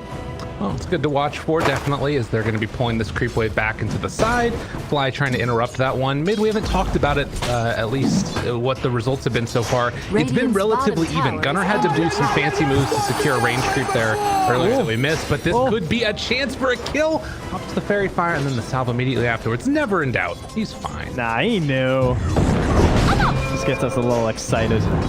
Foolish casters not looking for fairy fires right away as we move from lane to lane. He goes back in for another range creep, as you were talking about last time, and it was costly. That was like a 500 HP range creep grab. Hey man, you got to do it. You got to do it. But that does probably hurt his net worth as time goes on. He's queuing up a bottle though, so we'll see how that one works out. Yeah, we'll see when he gets it after setting up 2 salves. Or did he just instantly sell them? No, he sold 1. He's keeping 1 salve. Okay, he believes he can make it through. Down bottom, Ocean gonna get clapped up a little bit here. Doesn't have level 2, so no Spike Carapace, and that should ensure a kill. Nah, it's only level 1. Yeah, it's I guess fine. not. He's gonna take a lot of damage though. Very annoying. Good thing he has 11 HP regen when Tango's running. Yeah. But they're right on Brax too. Yeah, another very high HP hero, or HP regen hero. These guys are nuts, man. They're thinking about going here a little bit. They're going to call it off now. Brax took a lot of damage from the skeletons. He had to play it a little bit careful there. Back and forth across the lanes. Husky stacking up that camp, going to try and get maybe a pull connected off a little bit later on, as Crit still chasing in onto this Coddle Man. Gets the range creep there with that one, but at their shock, is it quite enough? They can't get into range for the kill onto Husky. Not a hero you think of a lot of the time for Ice in the Legion Commander. I mean, only like Silver on the Dota Plus as well. Like, you know, I think more of like the AoE initiators or just like strange offlaners in general for Ice. This is like the most standard. It's like Mars Legion are just two of the most basic offlaners that you kind of know their whole game plan. That usually means he's going to add some item dropping in to try and not be so bored. So I'm expecting that fully this game. I'm looking forward to that a lot now, man. You're getting my hopes up here. I'm excited. Just looking already at the way that this game has gone, though, I'm a little bit concerned for Zoomers. You look at the CS across the board, they're winning every one of them. Spike Carapace, though, maybe a chance here to play a little bit of interrupt. But 26-9 on the puck as he's going to bully back Gunner a bit further and just force him all the way to the tier 2. It's got 3 on the orb, but there's also a hasted Nyx there, so could have been some dicey stuff potentially. Some damage on Ice up top too, but can't secure the kill there. Oh, he orbed in front. Abed's crazy. Gunner tried to roll back towards mid, and Abed actually jaunted to the orb, so got kicked back under the tower, took a little bit more damage, but he was not able to finish the kill onto Gunner. But like, he's completely forced him out of the lane right now. Like, he has to go all the way back home, and now Abed should have 6 here by the time the Earth Spirit comes back. He will have to head over for a bounty room. As we get first blood up top, Sammy, he goes down. Husky trying to play cleanup. Oh, he gets Ice. Will lose his life to Crit, but now the rotation coming from Gunner kicks him to death. All right, they make it work. That's going to help out Gunner quite a bit. Yeah. Look how fast he's trying to get back to those barriers. He just ditches the creeps, and it was worth it. He gets there. He actually did it. Damn, that was hype. Yeah, well done. He can't roll in because of phase shift, but he is at least going to be able to ride his hoverboard away. Yeah. That's right. So he's got that going for him. Damn, dude. Nice turnaround. It's okay. Crit TP'd mid after he died, so there's your revenge on the enemy mid when they kill you. Just go mid and feed their opponent the bottle. True enough. And camp them. Crit thinking about hanging out here, maybe right up until 6 minutes. It looks like Fly's coming too, but he's scared by Ocean. So yeah, they're trying to get this kill with the 6. Yeah, desperately. Ocean needs to be very careful. Oh, Ocean gets a free courier. Hello. Radiant's courier much needed. I'd like to see that one. Abed again jumped in deep to Gunner, who has his level 6 as well. This does mean it's a lot of like open time one-on-one in each of the side lanes. Oh, don't get those all denied. Those 3 range creeps. Maledict, it's coming back on him again. Abed messed up. Good stun. He waning ripped it in place. I think he was trying to Q. Oh, around the map. I was looking at some of his games, just like grabbing this glove and just holding it because of the just the increased attack speed to help you with your lifesteal in the jungle. Okay. 7 minutes. Sammy moves on over. Spots that Crit is there. They do not have any sentry wards, but there is an observer ward, and that's going to be taken away by Husky now. 3 heroes have made this rotation up top. Gunner going to head on back mid. Crit is there, spots out the invis, and well, going to be interrupted in his roll. Magnetizes out. Sammy making this rotation, trying to find himself a kill. Abed's going to be stunned for just a moment there. That was really smart to get the jaunt out. So Gunner intentionally roll so that he'd have to burn that stun onto Gunner, because then that gave the jump over for Sammy Boy, right? Because he knew he couldn't get that invis room first. There's no chance at that, so he has to sack that to Abed. So he says like, okay, well I'm at least going to try and make a play on the Shadow Shaman because my Ricky's coming through here. Okay. That's a good decision then. Well, we can see that now with all this action that's been going around the top side of the map, around mid, Arteezy's going to take advantage of that, leave the bottom lane and start to just jungle away here on his own side of the map and just get a little bit of free time for himself. Yeah, and he has also picked up the blades, so he got a little time to click some buttons while the Centaur stomped him, so he is going to finish out that armlet and, well, I'm sure continue the farm lap, but at least be a little bit more valuable to his team if they want to make some moves together. ISSA still waiting for a dual play up here. Sammy Boy lurking pretty close, but there's also quite a few heroes here, but all right, they're coming up for the play now. Smoked up Abed. Who are we dueling? Oh, Sammy Boy's tempted. There's the coil, catches him right at the start. No way to stop this one for the moment. Ocean tries to make something happen, but the magnetize. Chance for a turnaround here. 4 heroes in the area with the Maledict onto Gunner. He's going to be hurting constantly. Roll through, tries to find a follow-up. Ice will die. So they get something for their trouble, but it is not feeling like it's quite enough. Tough stuff. Yeah, Coddle just not a support that does a whole lot now at the lower levels, right? Without having that blinding light to try and mess up those sort of plays under tower at this part in the game, then he's not that helpful in those situations. You saw Husky's kind of standing there, like throwing out some illuminates, like, yeah, I'm helping. Right.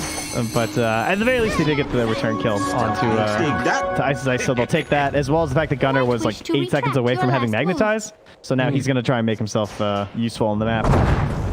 Well, we will say that, you know, the panel was talking a lot about this Riki being less about early kills and much more about just trying to get to this super farm state. And Sammy does have the Battle Fury queued up. Do you think that they have enough to sort of he's like... feeling that creep. Nice. Yeah, he took that away from our team. He's watching our TZ farm and just stole his big creep. I guess the question is, do you think that, like, right now Evil Geniuses have enough pressure early to try and, like, stop the game before it gets to that point? Oh, Fly just puts down a sentry. Has Ocean following him. He knows. Run away. Oh, good pump fake. Yeah. Oh, it was still going. Wow. Okay. Top tower is under attack. Yeah, there's going to be the blinding light Radiant's pushback. bottom Okay, tower chance is to get under away. attack. Dusk is wearing off. Maledict's still on him. That felt like it must have been like the last frame of the spiked carapace. I thought it was about to end too. Under attack. True. Oh, they can't get the coil in time. Down bottom. They whiffed it, but at the same time, they also are getting the return kill there onto to crit. So Same Boy hits Abed with the tip. Nice try. Radiant structures are fortified. Gets away from there. Now can maybe put a little bit of extra pressure onto Mr. Fly. Stun comes out. Maledict afterwards. Good bit of beat down and drop the cloud afterwards. That was nice. The early cloud to stop the stun, and they get another kill. Zoomers popping off here. Dire's top Interesting. tower has been denied. Very interesting. I mean, again, it's like it feels like it's kind of getting set up for another maybe Riki versus the world, although Gunner's having a much better game than he had in game number 1. Playing on his Earth Spirit right now. He's catching back up. Didn't get a ton of CS in lane, but is fighting his way through this. As the stun's going to go out mid, but wards have already been dropped, and it is very difficult to take out these ones with all the melee heroes they've got. These not the best heroes this game. Yeah, a lot stronger versus this than any of their current heroes. True. Radiant's top tower That's probably one of the biggest strengths of Shadow Shaman. I mean, is he just better at everything than Lion now? I mean, kind of. Like, I mean, I guess Lion still has the single power kill, but like the laning is better from Shadow Shaman. The tower pressure and objective taking is just better. They both have Hex. I mean, they're both just Hex drafts anyway. True. And I mean, I guess the only thing is, like, if you want to, like, maybe if you're playing against a Medusa or something, you know, the mana drain. The sweet illusion killing on Naga, man. You can get so rich killing illusions as Lion. Yeah, there's very few situations where I'd rather see a Lion than a Shadow Shaman at this point, at least. And Crit's having a pretty freaking good game still. He has fallen a bit behind the Coddle. I think a couple of those leftover kills that Husky was able to secure with the Illuminate blasts were pretty nice. But you can see the biggest thing is just the objective taking. And that's a real problem. That's what Shadow Shaman gives you. 2 wards rounds of them dropped and Radiant's 2 towers bottom taken. tower is under attack. With how TZ's playing, I'd be very curious to see his or to at least hear what he thinks about like Armlet into Radiance versus just straight Radiance. I guess he's showing it right now because he just left the jungle. The second they coiled mid, even though he's not going to be there by the time like Ricky's deal is done, he's here for the team fight. Roll in now. They find themselves the puck. This is a big pickoff. Why did I come here, says RTZ. Wow, and now they're going to get the Witch Doctor too. Look at that. All right, so maybe not the best move by Artur. Walk in, nope. See ya. And I thought that Puck was just going to be able to phase shift that one, but Nyx, making use of the Impale, just hits it there. Free hands. Sets up for the easy turnaround kill. And Zoomers now taking a very slight lead in this game. Yeah, it's just oscillating a little bit back and forth as I mean, Ice feeling like a little bit lost out of the laning stage. Doesn't like he's got a Wraith King that doesn't really want to fight, which is fine. You know, you want your one farming at this moment, but he needs to maybe sync up a little bit more with Abed. And his first item choice right now is looking to be the drums out of a double bracer. So he's not really aiming, you know, he doesn't have big goals here on Ice. Right. But they're manageable goals, you know? That's yes. Bite-sized things. You take it one step at a time. I mean, drums with the skeleton sounds pretty good too. Oh, God. Ocean. Oh, rolls away. He's just able to sneak on through. All right, that round of boards did not have Spike Carapace up either, so that could have been a pretty easy one. Sammy Boy down bottom. Dire sentry there, so feels pretty safe. Dire's middle tower. Go back in, get a bounty rune there, and then they will find the kill. Damn, they've been doing a great job. Bat Rider feels like a good hero, Trent. That's what I feel like I'm finding out so far. He does, yes. Radiant's bottom tower. Ice is like, you're the reason I have to play Legion this game. I already hate you quite a bit. I think Knoxville gave us that stat a little while ago at the beginning of the game. That's only the 9th time that he's played it in his professional career. But Radiant's a lot of different heroes in his repertoire. Attack. I'm sure a lot of those games were versus Bat Rider as well. True. Well, 4-10. Tier 1 tower now going to go down. And we're getting closer and closer to that Battle Fury for Ricky to help accentuate his farm. Make him into that terrifying powerhouse that we all love to hate. Bottom tower has fallen. Easy moving up, trying to find Ocean, but won't be able to quite connect in time. Well, I feel like they're both going to hit near the average timings for their builds right now. Like 16, 17-minute Battle Fury and then like 20-ish Radiance for Artesia after the Armlet, maybe like 21 or something. So we're, I don't know, last game was pretty even through a lot of the early and the mid game, and this game's feeling very similar at the moment. We're looking to just like start pushing towards those objectives. I don't think either side's going to get a tier 2 before 20. It's kind of like our stomping grounds these days where it's like, oh, this game's in trouble. You know, they got the XP bonus, Dire's but top tower is under attack. Maybe EG can do it if they want to commit with these wards. They're only level 1, but they have Catapult. Yeah, there's a lot of damage here. You got to be very careful. Gonna even drop the glyph afterwards, but coming from behind, Ocean is here. He's been here for so long, and they have the ward, but there's a sentry here. Oh. Is that ward just outside? Yes, it is. Just barely. But I think that they dewarded the sentry that was there. I think they've seen, they've definitely seen him because of where he moved. Like, that's why Crit's walking like, oh, sorry. They knew. This is a big move. This is huge for them, though. They're gonna find the Witch Doctor to start. Jumps on in, tries to get the Hex off. Can they make the lockdown happen? Long range shackles, but he lives on the Nyx Assassin. Stun afterwards. Control comes out with 2 dead and soon to be a 3rd. That was a great fight for the Zoomers. Double kill. Vision is king in Dota, especially at this tier. It's everything, right? So just being able to see all of that from the Observer Ward is so strong for the Zoomers, and they got that tower low, but they were not able to finish it. Big win for the Zoomers now, too, as Artesia continues his quest towards Radiance. He is going to go for a little bit of a wraparound here. He's going for a play here. Yeah, also bringing in the Witch Doctor. Brax does the old okey doke and jukes him out. Ankles broken. Sick juice against this 360 MS Wraith King. You got him, man. Dude, you gotta take the wins where you can get them. That's the thing I've learned more and more often. But okay, it's back. That's only fair, you know. True. The bull should go to both teams from game to game with the bat. Mid lane, another initiation there. Trying to find Mr. Puck. Gets kill. Big old mana burn right there. Only level 1, but that's all they needed. Rolling afterwards, finds Crit 1 by 1 by 1. They are dropping. How many spells can you do 225 damage level 1 with that? Oh, good stuff here as well afterwards. The Impale comes down. They set up the roll with that Spike Carapace. Dude, Nyx Assassin is just such a freaking good hero. Yeah, he is. I mean, Nyx and Puck too. I mean, we have 2 of the best heroes in the patch in this game, but one of the best things about Nyx Assassin and one of the reasons why you can just first pick him is, yes, the shard's really busted. Yes, he can build a lot of different items, but he's also just straight up good versus a lot of the better mids, like Puck right now. Like, it just... True. I don't really feel bad. Like, who's counterpicking your Nyx assassin, you know? Under attack. No, I'm like, not sure. oh, they picked Rubik. Wait a like, minute. they can lift me to tell. They got him again. Lasso, come to your home, Arteezy.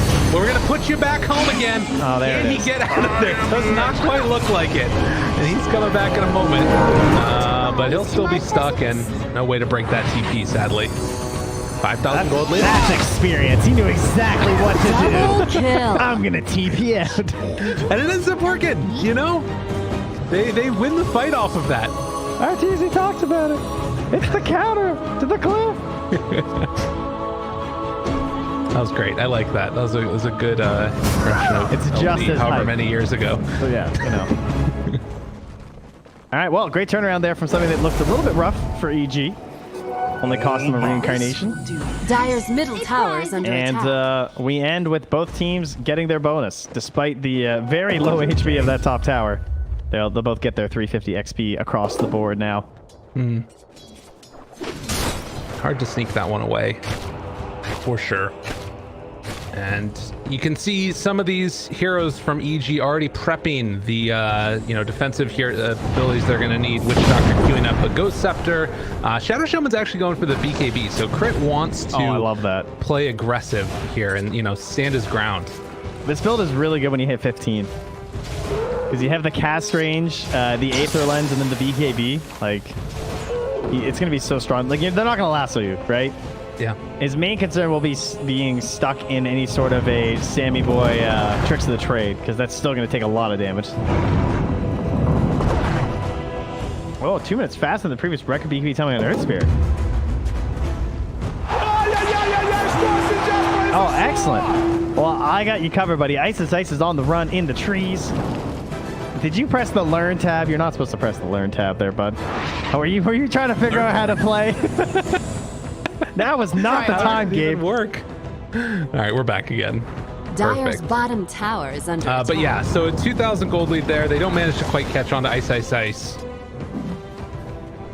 And Arteezy hangs back in the mid lane. And I mean, since his Radiance has come out, it does sort of feel like that impending sense of just ridiculously farmed Wraith King that he can't deal with.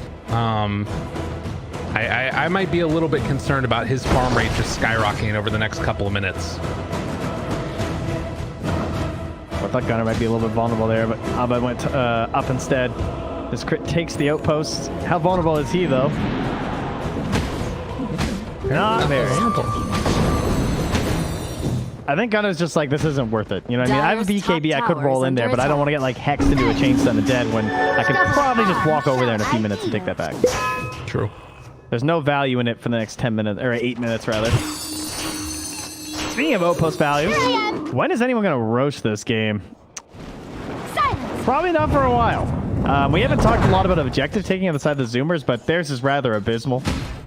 They have, like, look at their cores. It's an Earth Spirit Ricky Bat Rider. They do not hit buildings. They need a lot of kills to hit buildings. Right, and I mean, maybe you go for like a Meteor Hammer or something later on, but Nyx has often been going for this Dagon that I'm anticipating we might see here as Ice is going to get chased. Going up high ground, it's a dangerous place to be, but the tricks of the trade already there. With the silence afterwards, get some damage for you. Why don't you, Gunnar? Now the roll is looking for more. Arteezy's still controlled here. He's going to be lassoed and pulled away from the rest of his team as they roll back in again, starting to take down Crit. Arteezy is going to fall.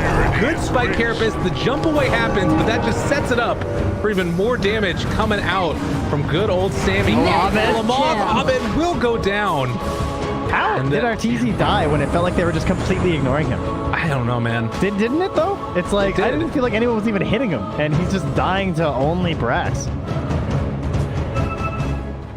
It's a scary time. I think that, on the one hand, yeah, Armlet's great. It boosts you up and makes you strong, but with the Radiance, maybe he just needs to finish off that BKB, and that'll let him survive that much longer. But it's tough. Yeah, he just felt like completely ignored throughout that entire fight. And now Gunnar looking for a damage boost as well as a saving mechanic and the potential E-Blade now, too. And when you can get a Midas this early on Earth Spirit and then just start getting into some of those bigger items, that's pretty scary. Also, having ridiculously high strength game means that E-Blade's going to be dealing that much more damage. It's true. Finish people off. What a hero. What's he at now? 2,500 max HP? Yeah, with like 1 strength item. That's 500 more than the Wraith King. That's ridiculous. Yeah. You just imagine this guy to be so tanky. I mean, he's what, second highest strength gain, I think, in the game after Centaur? Yeah. I don't even know if Centaur's that high, but yeah, 4.4 is crazy. Wow. Getting close to that level 18, and now a 6,000 gold lead for the Zoomers. This game, at first it was looking a little bit questionable in the laning stage, but now they've really turned up the heat, and it feels like they're hitting, a very strong, nice timing for themselves. With this Aghanim Scepter done for the Riki, he's going to get that level 20 Blink Strike cast range talent soon as well. I mean, the sky's the limit. Radiant's bottom tower. Yeah, I kind of wonder though, if they end up losing a fight, we might just see EG take that Roche with the Shaman Wards. That's like one of the best tools right now, and with the Wraith King too. Because again, like the ability to take Roche is very weak. Like you saw the fight they won, even with those buybacks, a lot of teams would have been able to like pressure and like maybe secure that Roche, but they were just a little bit too concerned of fighting that area against Puck and the wards, which I think is the correct choice. Right.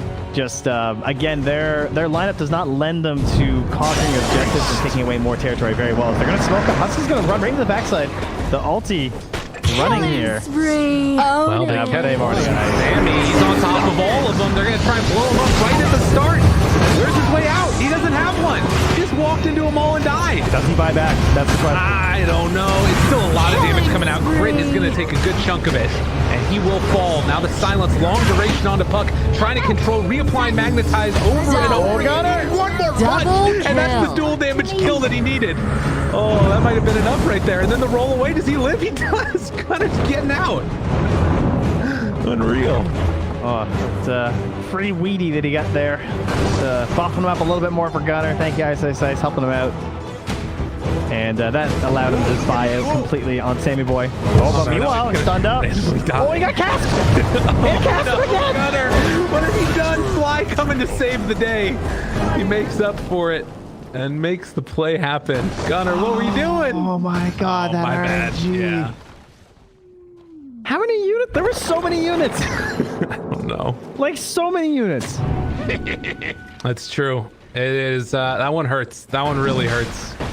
And now they're moving right on in. They don't have the wards, but maybe with just the skeletons. Yeah, it'll be slower, but at least they have Wraith King. Like they have the best like single target really right now. Because the Riki, we know with the tricks of the trade and the way he works, very strong, but Arteezy will still be faster with the Roche. This still feels wild to me though.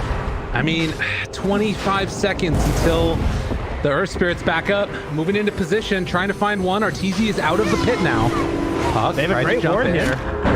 Okay, getting vision. Arteezy down to low HP, having to armlet toggle a little bit back and forth. Back there in the flame break. Abed caught there for a moment by the solar bind. They're gonna have the recall right into for Gunner, so they could smoke when he comes through and make a play here potentially. Ocean walks up. Oh my god, what are you doing? It out. That was well done. Oh, good reaction there. Gets the hex, and they did not get any damage out with the spike carapace active. So yeah, a little unfortunate there from Ocean. Gets picked off. Yeah, I might call that a bit ambitious. And well, speaking of smokes, it's going to be EG who take one out there and have lost their outpost, but they're heading into scan. Does connect. Gonna push back the Zoomers. They're just out of there. Recognizing the danger. Sammy had left completely to go and farm up a little bit around the rest of the map. Checking Roche now. Need to be very wary. Coil is going to connect now onto the Earth Spirit. He has BKB available. Forced to pop it now. Magnetize, going to hit onto a couple of them. Coddle, not able to bring anybody back in with them. Roll up now in some trouble, but Sammy shows up. Okay, some good damage there. Can they bring it down? Abed, they want to roll in, but don't quite get the connection. He's too slippery.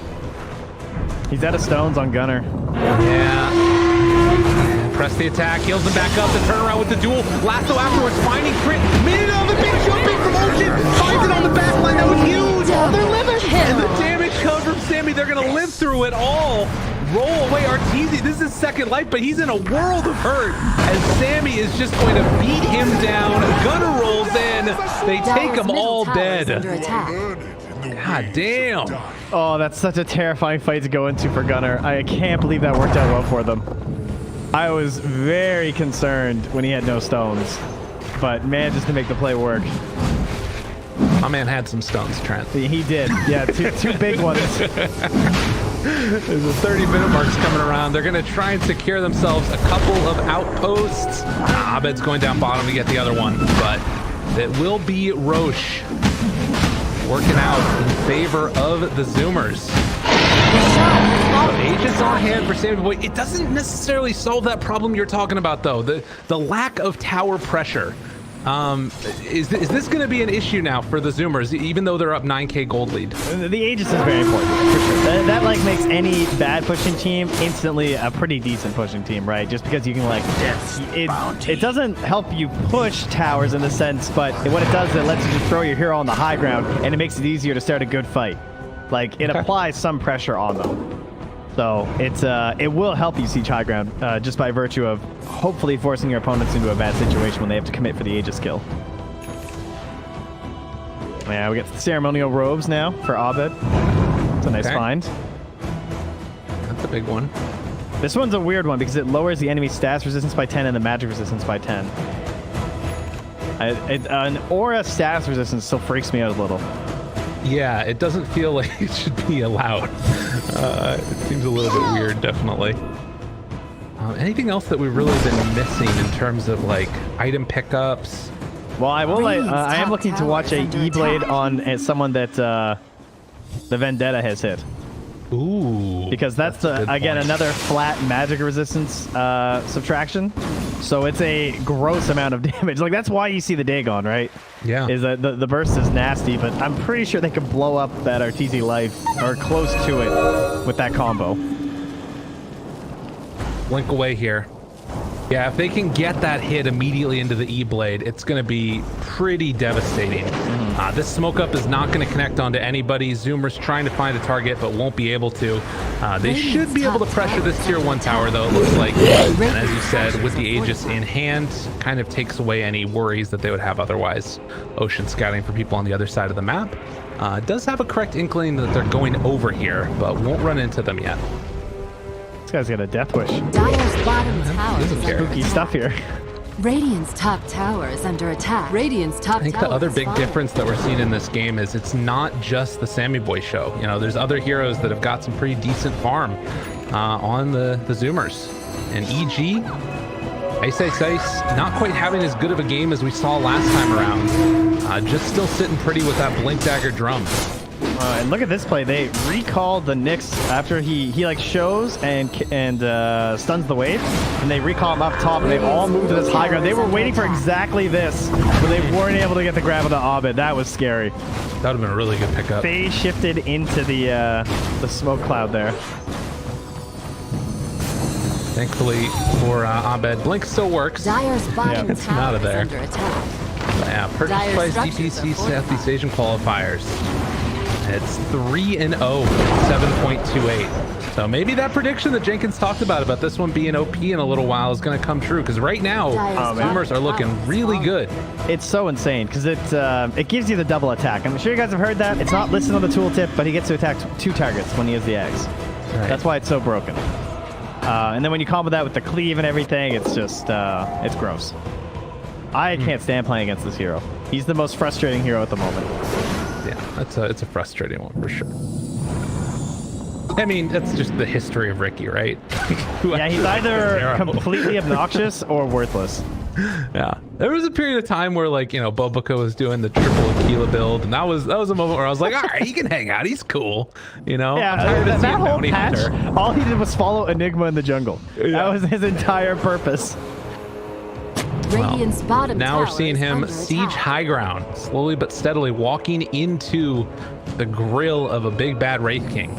Yes, but remember, Arteezy has a royal jelly, so, you know. Watch out. Oh no! There it is. Oh, jump! There it is. They take him down once, and not sure if they're gonna be able to do it again. Jumping lasso. Okay, and meanwhile they get the lasso connection. That was a nice save. They're gonna take it off immediately afterwards. Gunner in the middle of nowhere. He rolled in to try and find the backline, but maybe the damage coming out here. Oh, a buyback could be enough. Okay. That's bold. Oh, yeah, they have recall. Okay. All right. That's all right. I mean, they're trying to use this Aegis, and they're punishing when there's no duel. That's Reincarnation's back in 13 seconds, but this is the problem with their push, because they're trying to force a fight, and that coil with the Aghanim Scepter is an excellent counter to really punish anyone who goes in for those lasso plays. And yeah, this is the push issue. That coil with the BKB piercing is so good. I mean, the thing that's really scary about this too now, right, is that you're about to lose the Aegis. We saw what happened last time when EG made a moment where they could pressure in and take the fight right afterwards. I think if you're Zoomers, you got to play really safe over the next couple of minutes. This could still completely whip around and suddenly, you know, they could start sieging high ground or something on the side of EG if they win a fight. Yeah, it also turns into like, how much do you want to delay them? You know, like this BKB is actually going to be a real reality for crit at some point. And there's also a BKB being purchased by Ovid. So it's putting a lot of pressure on Sammy Boy because he is their physical damage, right? The other two cores are an Earth Spirit and a Bat Rider. They are not helping in that department. It's true. Oh, but look, the counter is being picked up by Brax. He knows the play. He's going for the Wind Waker. Okay. So that can save you from the puck coil. So you guys remember how like when you got Yules or when you had puck coil, you could Yules and like depending on the rotation of your hero, you would snap the coil while you were Yules. Well, now with Wind Waker, you can just do that because you can move while you're Yules. It is a very nice answer. Yes, it's like a complete hard counter, which is good because it's a very, very good Axe. Well, what we saw the last time around, though, was when Gunnar rolled in, Puck caught him with the coil as he was mid-roll. And so he was just going to, I mean, he was going to snap no matter what. But that's something that they have to be really careful about as well, because it's such a long duration stun. If you don't get that BKB off as Gunnar as you're rolling, it's just terrible. With his ceremonial robe. Good point. Thank you. Yes. They also picked one up I saw on the Dire, too. Looks like that's being held by Ocean. Okay. It's their fourth neutral item as we get closer and closer to 37 minutes as well, and we'll have the other tiers here soon. Crit still just holding on to the optic. Right. The value, dude. Yeah. I don't want stats. I don't need Nether Shawl or Bullwhip. Just give me 75 cast range. I will say holding Cloak of the Flames as Witch Doctor with the Nyx in the game is pretty freaking bold. Like, this is just an item that it sucks against Nyx, I feel like. Because it sets up for such easy instant blow-ups. Just pops. That's a very good point. Bang, bang. I guess he's probably just like, you know, I mean, he can kind of just carapace me anyway with, like, cast and stuff. I don't know. But you're right. It does make it super simple, especially if he's solo. I mean, now you don't even have a chance to react. Like, even if you had a sentry or something, you're still just dead. Yeah. Although the radius is also only 375. Yeah, I don't know.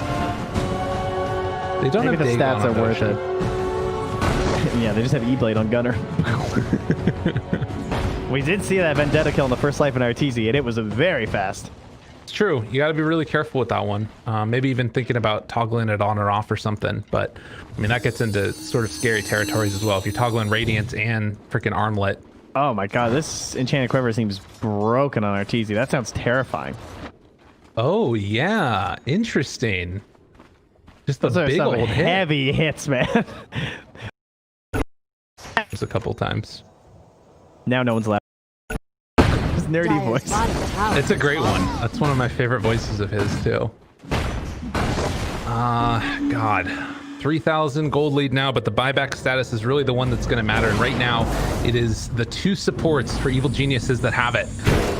Everybody else is lacking right now. Some of them for gold, some of them for time. Got the stare down happening now. Right. The Wild Wild West 5 heroes approach. 5 heroes set to defend. There's back they shall go for neutrals. Yeah, there's a big push coming up top that RTZ has to go back and deal with now. And I mean, maybe go stack the Ancients so that we can get the neutral items that much faster. Yo. It's always a hype move. All right, tier 5 neutrals. So let's see, we're not going to a fight here. Our new ones, the Book of Shadows. 12 all attributes, 400 night vision. You can then make the target become untargetable, but also silence mutant and disarm for 3 seconds, and it can be an enemy, an ally, or yourself. And dispel It's actually, it seems really good for the Zoomers lineup right here to like keep Sammy Boy alive. I actually think Book of Shadows is They're great. smoking to the Ancients to catch someone stacking them. I'm pretty well. Oh, they had a ward. They saw this. Okay, so they'll blow him up. Because nice. Fly was doing the obvious play, right? Wait.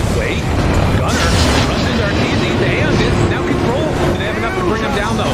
It doesn't look like it. Arteezy's not taking down. Oh, Sammy Boy! There's the back. Can they bring him down in time? He jumps away over to the Legion Commander, able to take him down. But he's alive. Well, turns back in, tries to find Crit. Will be able to get him. Okay, he is getting that bonus though, and the kick back into the pit now, trying to kill off our tour. They'll get him. Sammy Boy stunned again though. Dead. Well, and actually, Legion's dead for 2 minutes. They didn't have vision. They didn't have any vision in the pit. He was invis, but they couldn't catch him. Axe is out now as well. Arteezy will fall. Although he might kill a couple people on his way out. Oh wait, he gets the Raiders back home. Oh my God, Arteezy! He gets away with them, and that means he'll have him when he comes on back. What a freaking player! Dude, that was super hype. I don't know if it's gonna matter though, because Sammy Boy's a freaking monster as he jumps in and kills off Abed. That explains why he bought 2. This guy had plays. Had some thoughts on that one. Damn. Oh, a sigh of relief exhales from the side of 4Zoomers. That chance has been brought back to them. Wait a minute though. Arteezy going right on in. The BKB wants to bring down Gunner. The control is there on the side. Oh my God. Now tries to turn on a Sammy Boy. All right, tricks to the trade. He might Stop bashing him. himself. Can they kill him in time? He has reincarnation back up again. Turns down to Sammy Boy. Those crits are huge. Crit is going to fall himself. Oh God, get out of there. The stun though. Wait a minute. Wait, the stun. Oh, there's the control that they need. Do they have a second round of it though? Arteezy, he needs to get a couple hits off. 1 crit would do it if he can find any of them. Turns on his Sammy Boy, doesn't have enough, and he will fall. Yule Scepter lift up, which means there will be no escape this time for the Wraith King. Rapier's on the deck, and I think game in hand. Zoomers did it. Radiant's Ancient is under attack. Dire victory. The 4th highest Divine Rapiers per 100 games ratio at 13.7. Well, let it continue. Let the numbers continue to rise. That game got a little sweaty there near the end. Oh, that doesn't even feel that good to win.